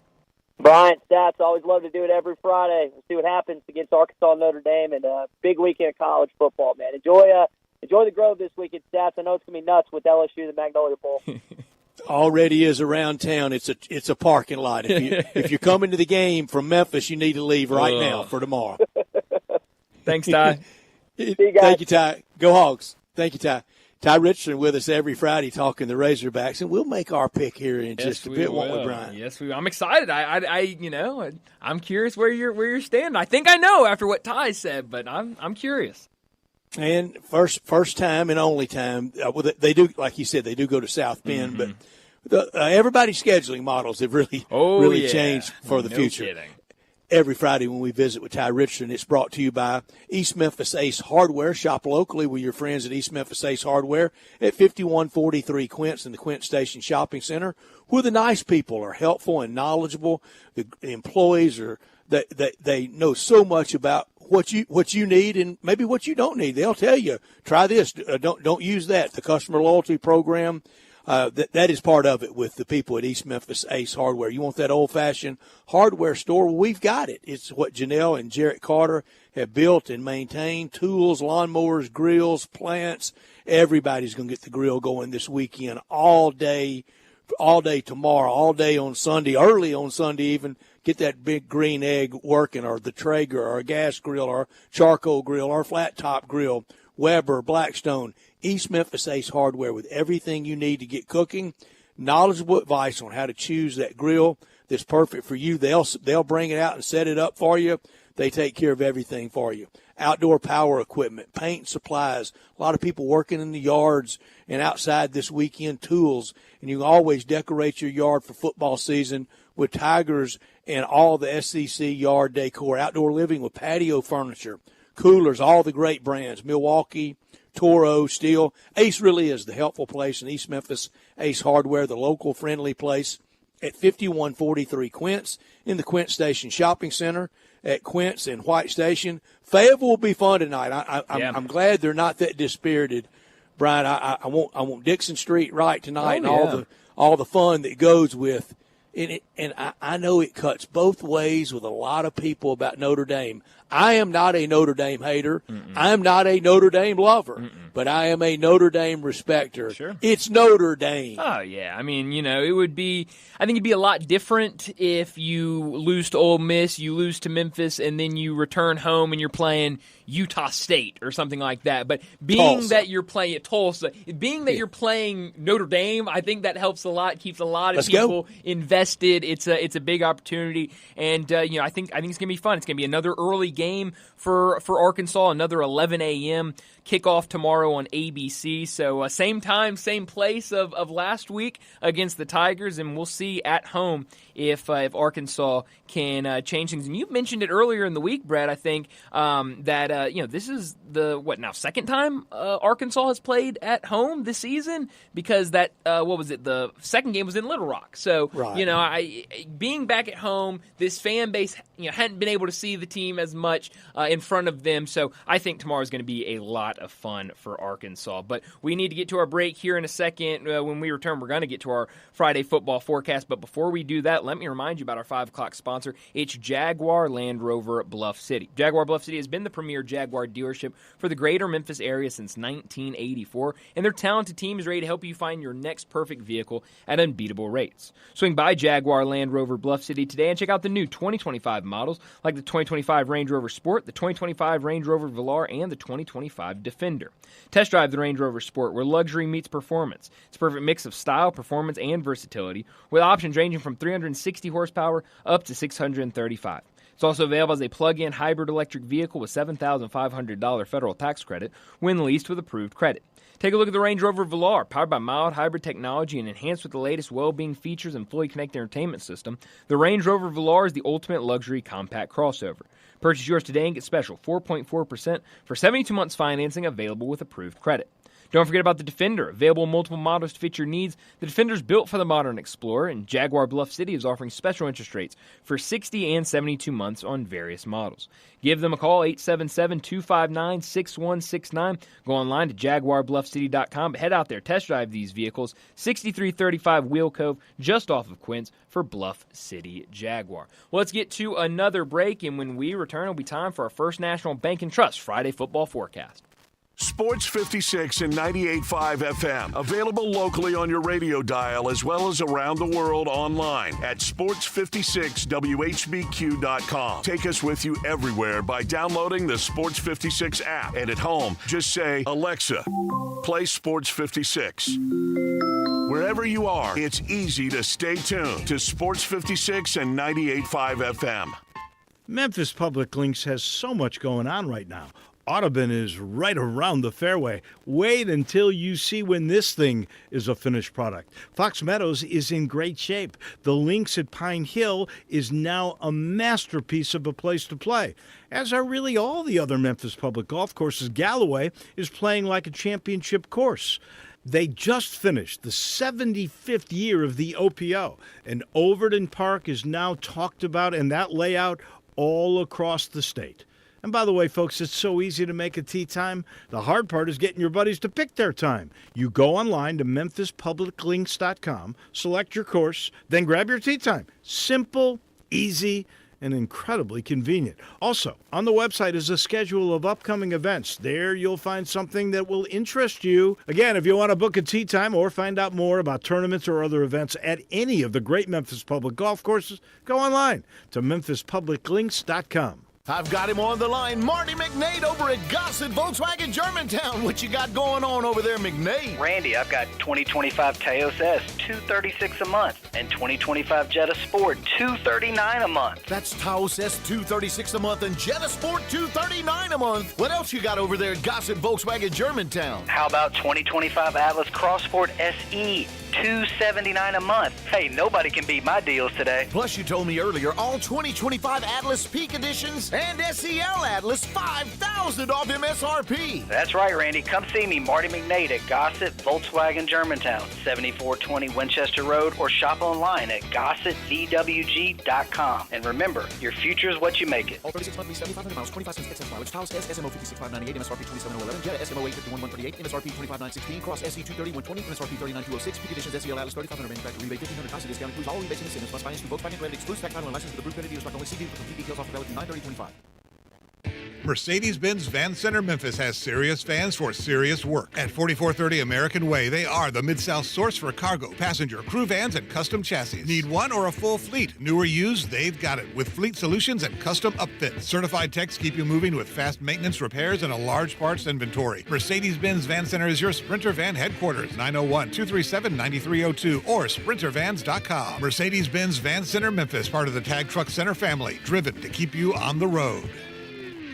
It's time to hit the road with the best deals in the Mid-South, brought to you by Gossett Mitsubishi on the Pike. 2025 Mitsubishi Outlander PHEV plug-in hybrid, $299 a month with more headroom and legroom and longer warranty, and lower price than Toyota RAV4, plus standard third-row seat and 2.99 APR for 60 months, available on 2025 Mitsubishi Outlander PHEV plug-in hybrid. Or take your pick from 2025 Mitsubishi Outlander or 2025 Mitsubishi Eclipse Cross, just $399 a month. Not a lease. Outlander or Eclipse Cross, $399 a month. You own it. And you always find peace of mind with our 10-year, 100,000-mile powertrain limited warranty. So hurry to Gossett Mitsubishi, 1870 Covington Pike. Online, MemphisMitsubishi.com. If you want it, we got it at Gossett Motor Cars. PHEV SC 00816 MSRP 42615, Outlander SU 32343 MSRP 36105, Eclipse SCO 39973 MSRP 317. Includes all rebates and incentives. PF 895 excludes tax on the license. See dealer for complete details. Offer valid through end of the month with approved credit dealer stock only.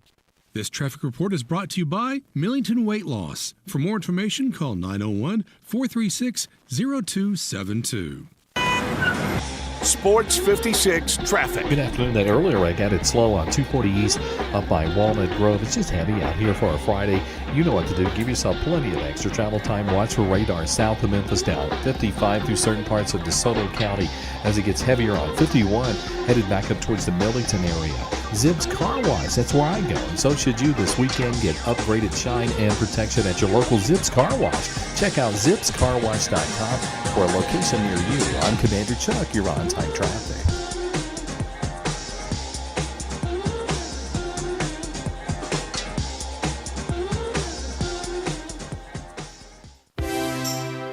Now, back to Sports Time on Sports 56 and 98.5 FM. This hour brought to you by Jaguar Land Rover Bluff City. Here once again are Brett Norsworthy and Bryant Dacus. Here comes the hero man.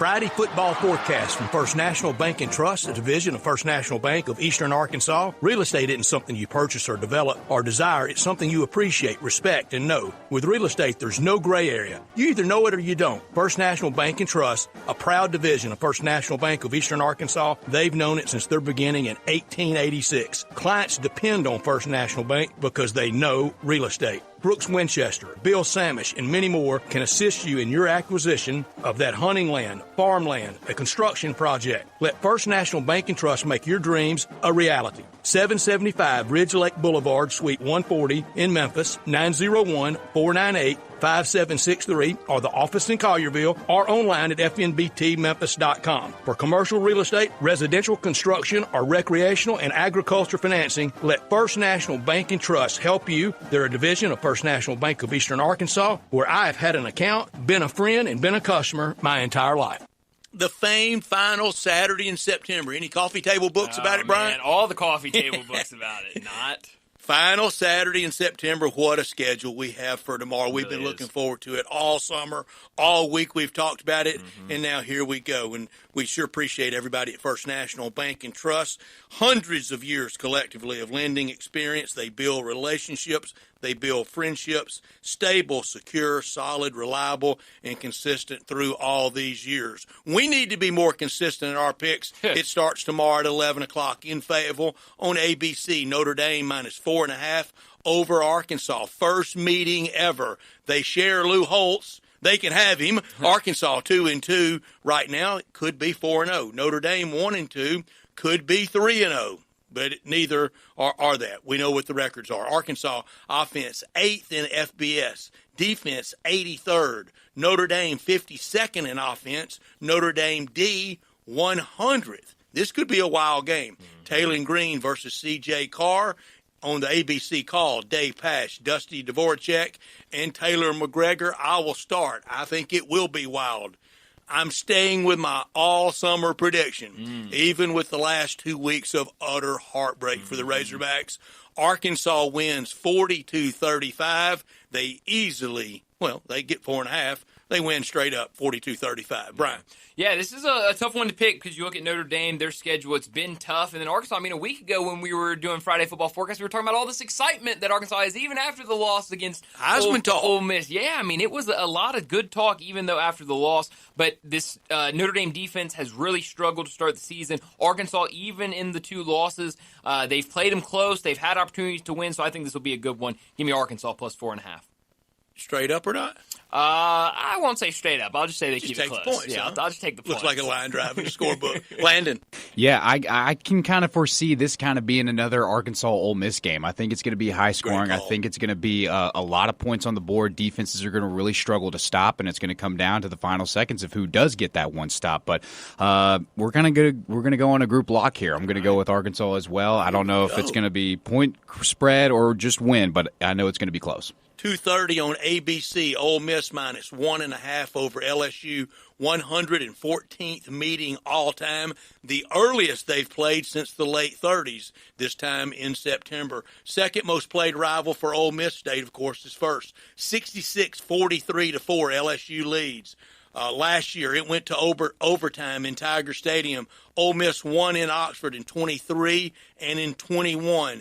In Oxford, under Lane, 15 all-time wins versus top 5 teams for Ole Miss. Brian Kelly, 2-1 versus Lane at LSU. He was 2-1 at Notre Dame against Southern Cal. Garrett Nussmeier versus Trinidad Chambliss. That news was announced on Wednesday, earlier in the week, so we know the quarterbacks. Sean McDonough, Greg McElroy, Molly McGrath, they had the call last year at Tiger Stadium. Landon. I'm going to start things off. I'm going to go with Ole Miss here. I think their offense has been just clicking on all cylinders. I think they're rolling. Trinidad Chambliss looks really, really good out there. Scoring is not a problem for this offense. And with LSU, with the problems with Garrett Nussmeier, that little torso injury, all those little factors getting involved, he said last week that they're still trying to figure out chemistry with the wide receivers, which is not something you want to hear from a top 5 team in the league right now. So I'm going to go with Ole Miss to win outright and definitely cover that point spread. I'm going to go with Ole Miss as well. I'll take them minus the 1.5. I think LSU really hasn't been tested much this year. The only test they have had was that game against Clemson, and now looking back at that, how much of a test was that? Clemson does not look anything like what we thought they would look like. So I think you talked about the success Ole Miss has had in this game at home. I will take the Rebels here. Group lock, 35-21. It's not even close. I don't love how we started. Yeah, with 2 group locks is that's a bit interesting. Let's go for 3 in a row. 3:15 on SEC Net, a good one. Tennessee 7.5-point favorite in Starkville against Mississippi State. Tennessee leads 30-16-1. There won't be a tie. These two met in the 1998 SEC championship game. They've played 14 times in Memphis, the last time being in 1979. 3 times at the fairgrounds, 71, 78, and 79. Blake Shapen, he's thrown a touchdown pass in 19 consecutive games, second longest to Iowa State's Rocco Beck. He's at 22 games. Tennessee leads the SEC in scoring. It'll be on the SEC Network with Dave Neal, Fozzie Whitaker, and Morgan Uber. Don't call her for a ride, though. Landon. I think this is going to be a good game, but I'm going to get things rolling going with Tennessee here. I think it will be an offensive explosion, but I think Tennessee's going to run away with this one, cover that 7.5 point spread, and outright win this game. Brian. Yeah, I'm going to go with Tennessee here as well. I hope, Mississippi State can keep this one close. Obviously, I think a lot of worry because of what they did earlier this season against Arizona State. But this Tennessee offense, it's looked really, really good to start the season. I'll go with the Vols. Group lock on the winner, but not on the picks. At 7.5, give me that half. Tennessee wins the game 28-21. Oh, wow. Mississippi State covers. Wow. 6 o'clock on ESPNU, Memphis minus 13.5. At FAU in Boca, 1-1 all time. Never played in a regular season game. 2020 Montgomery Bowl and the 2007 New Orleans Bowl. I was at that one, the unfun New Orleans Bowl, as I like to call it. That was not a fun night. That was really a rout. Memphis 36th in FBS in time of possession, 19th in rushing. FAUD 66 against the rush. I think this will be all Tigers. 45-17, easy cover. Bryant. Yeah, I'm going to go with Memphis here as well. I know we've talked about it a couple times, and I know we talked about it with Jonah before the season started and earlier this week about, last year when Memphis had the big win over Florida State and then the next week against Navy. You don't want this to be a letdown spot where the emotions are so high after that Arkansas win. But I don't think it will. I think you've got some good veteran leadership on this team that are going to remind everybody that even the guys that weren't there last year, hey, don't forget about what happened last year. This FAU team is not very good, so I will go with Memphis minus 13.5.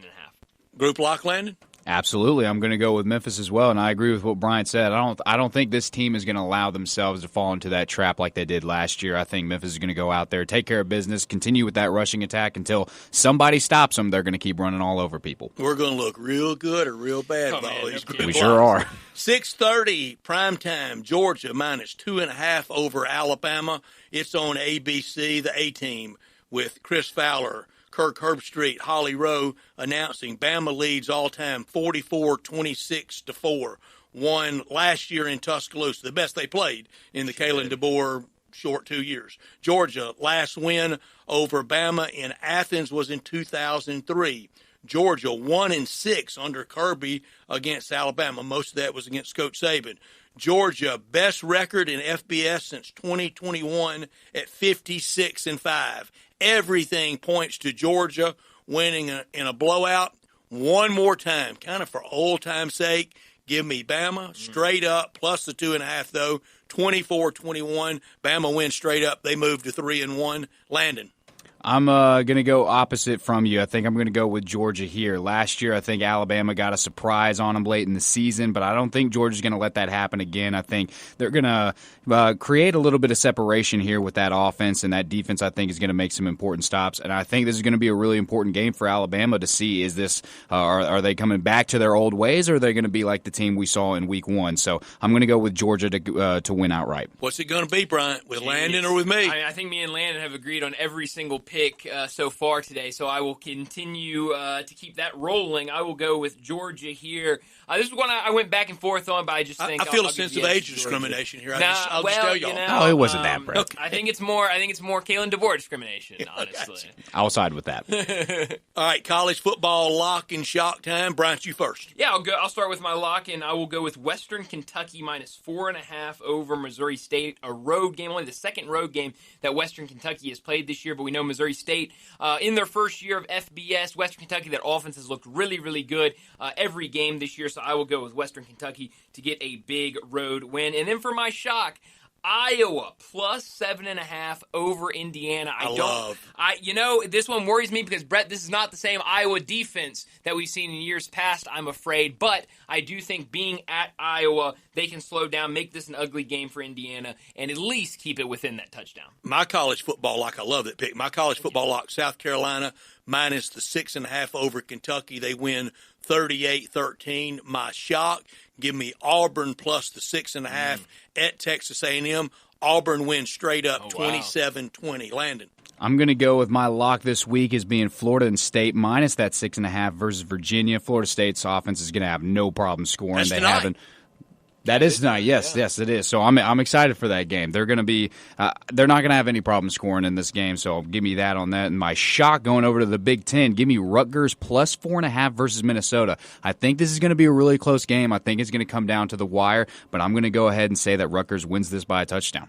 So you're going with a game tonight and against the old boat rower himself. Absolutely. NFL on Sunday starts early at 8:30 in Dublin.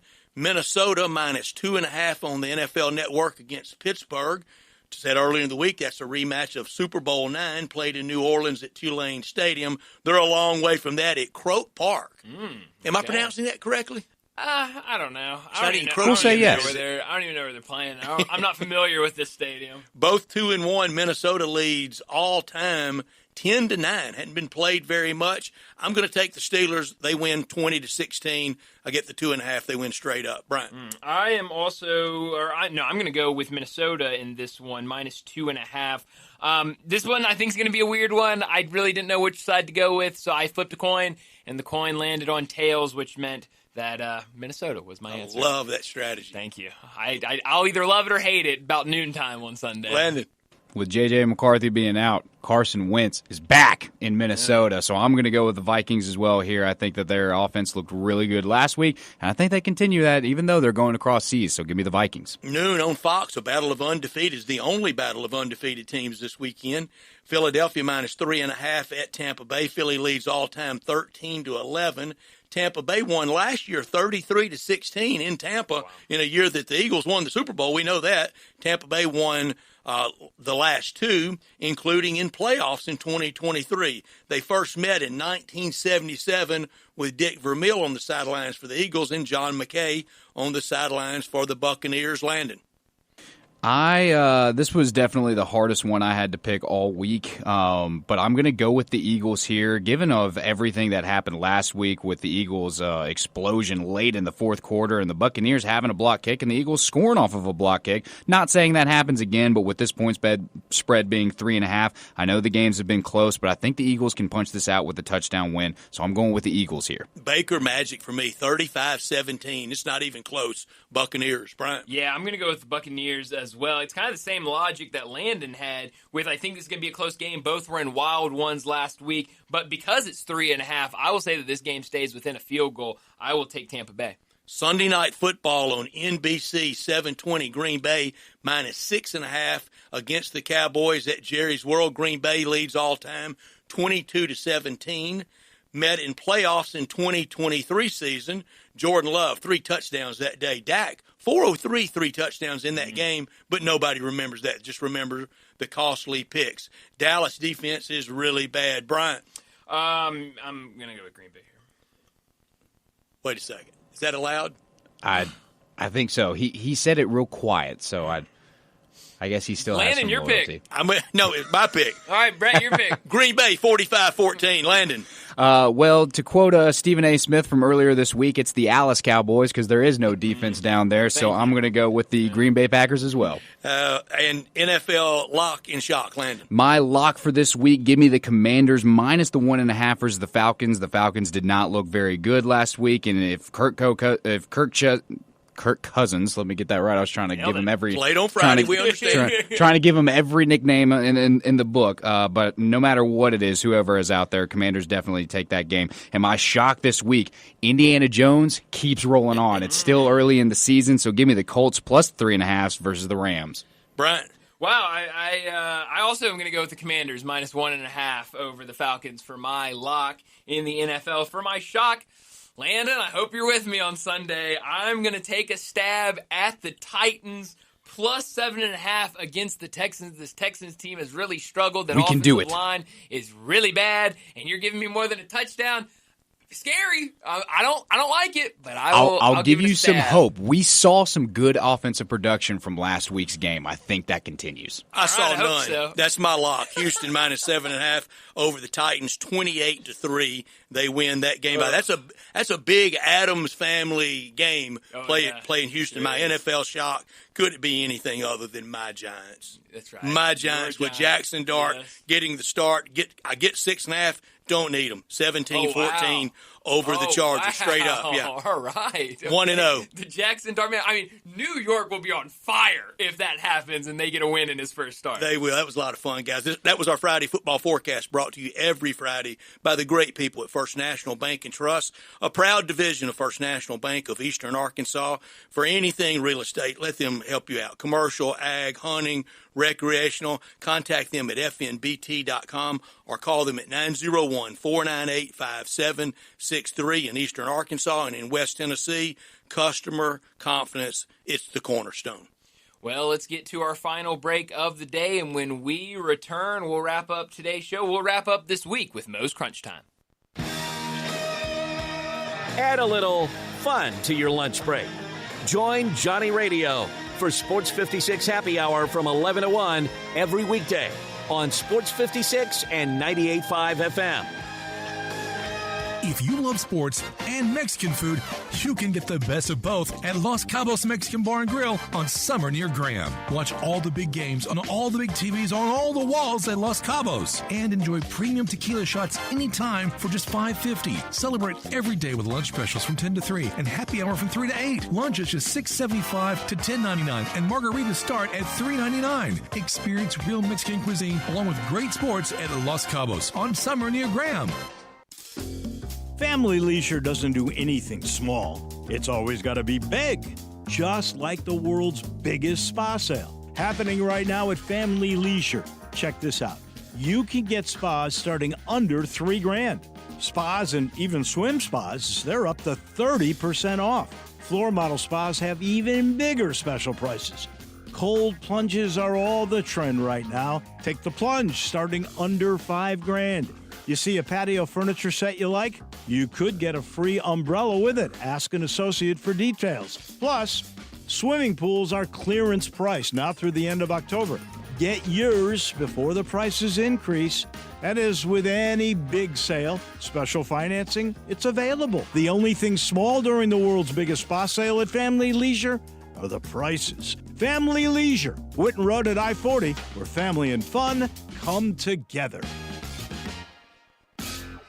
Your journey starts here at Gossett Hyundai on the Pike, and it's a dream come true. 2025 Hyundai Sonata, buy it for $27,689, or we Gossett at $273.61 a month. How about 2026 Hyundai Tucson SE? We Gossett $30,775, or just $339 a month, or 1.99% for 60 months is available. And right now, Gossett Hyundai on the Pike's got 2025 Hyundai Santa Fe XRT all-wheel drive loaded, $349 a month, plus America's best 10-year, 100,000-mile powertrain limited warranty. So hurry to Gossett Hyundai, 1870 Covington Pike, or visit online 24/7 at HyundaiGossett.com. If you want it, we Gossett at Gossett Motor Cars. All 36-month lease, $10,000 per year, zero acquisition fee. Sonata SA516,776, MSRP 28,810. Tucson TH619,518, MSRP 31,755. Santa Fe SH11,0054, MSRP 43,635. Must finance through Hyundai. Includes all rebates and incentives. PF 895 excludes tax, title, and license. See dealer for complete details. Offer valid through end of the month with approved credit dealer stock only. Encore flavor, Corky's barbecue. We're cooking it up, down home way. Hickory smoke flavor like the good old days. Hey y'all, Jimmy Stovall here with Corky's Barbecue. Catering is our specialty. Memphians have trusted Corky's to cater their events for 40 years because we make it easy for you and delicious for your guests. Whether it's 50 people or a crowd of thousands, our experienced team comes to your location, sets up, serves, and ensures everyone enjoys a Corky's all-you-can-eat barbecue buffet starting at only $7.99 per person. You can't beat it. With 40 years of experience, it's easy to see why customers choose Corky's time and time again for all of their catering needs. Visit Corky'sBBQ.com to book us for your next party. Encore flavor, Corky's barbecue. Does your system sound like this? Hi, this is Lauren Choate from Choate's Air Conditioning, Heating, Plumbing, and Electrical. If your HVAC system is over 10 years old, then it's probably out of warranty. Don't wait for it to break down and cost you expensive repairs, but be proactive with this incredible deal from Choate's. Right now, for a limited time, for the first 50 customers, we're giving a free 10-year labor warranty plus $1,000 off a brand new Carrier system install. That's peace of mind and big savings. And that's not all. Thinking about a backup Generac generator or maybe endless hot water with a Rinnai tankless system? You'll also get $1,000 off plus a free 10-year labor warranty on those too. Since 1958, Choate's has been serving the Mid-South with old-fashioned service you can trust. So turn to the experts with Choate's and call 347-8086 and let our family serve your family. Crunch Time is brought to you by Moe's Southwest Grill. Need a crunchy bite to eat? Head to Moe's for nachos, crunch wraps, tacos, salads, and more. Moe's.com is your go-to for all your taco crunch time emergencies. Now, back to Sports Time on Sports 56 and 98.5 FM. This hour brought to you by Jaguar Land Rover Bluff City. Here once again are Brett Norsworthy and Bryant Dacus. This is pretty cool, and we're just getting started.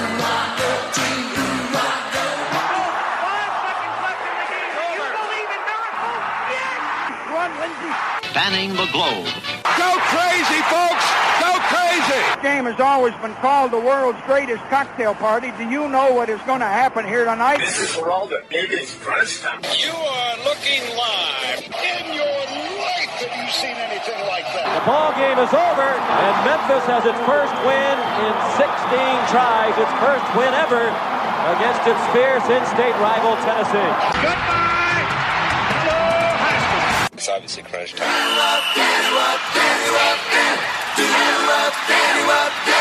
Hammer, nail, coffin. This baby is over.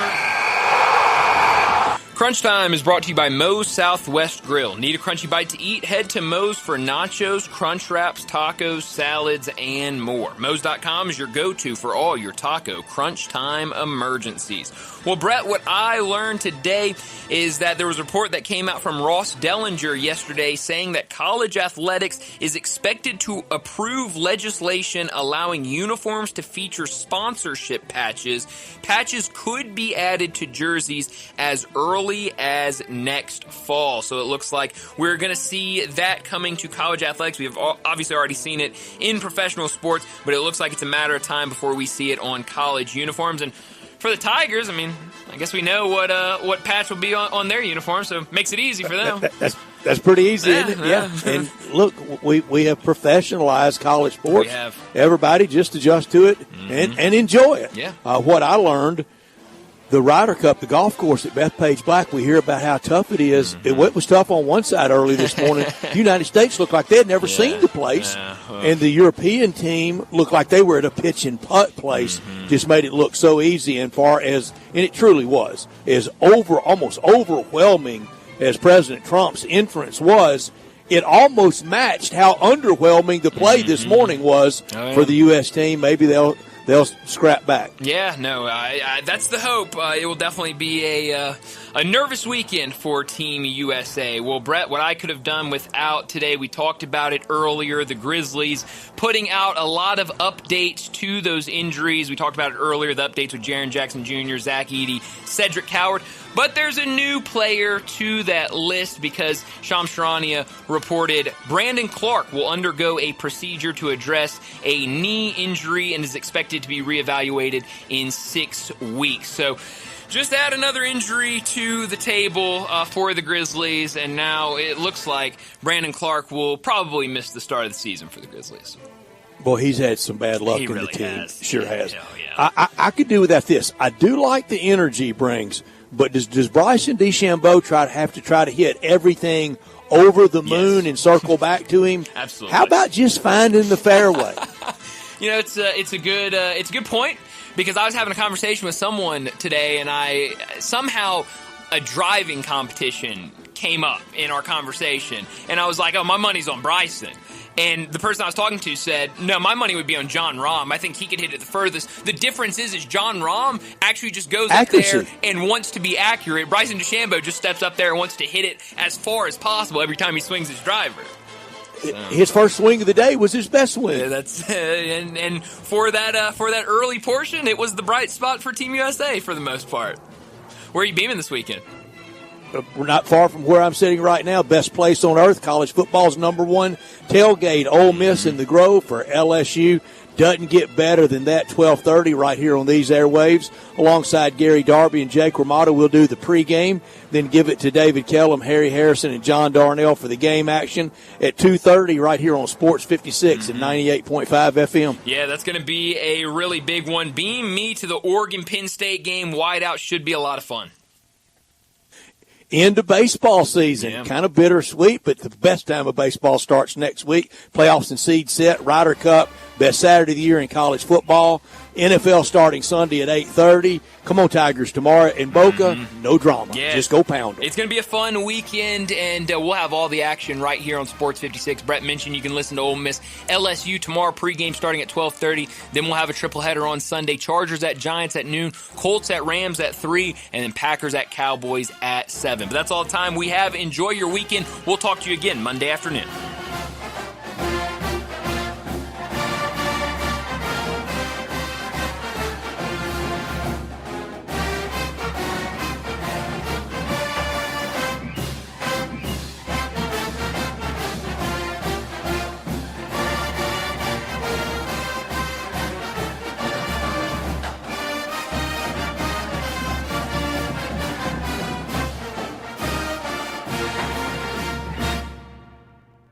I'm Gary York. I'm the service director at Lexus of Memphis. Our service department wants to be more than just a place where you get your oil changed. We do glass repair, windshield replacement, recalibration of your camera and sonar system,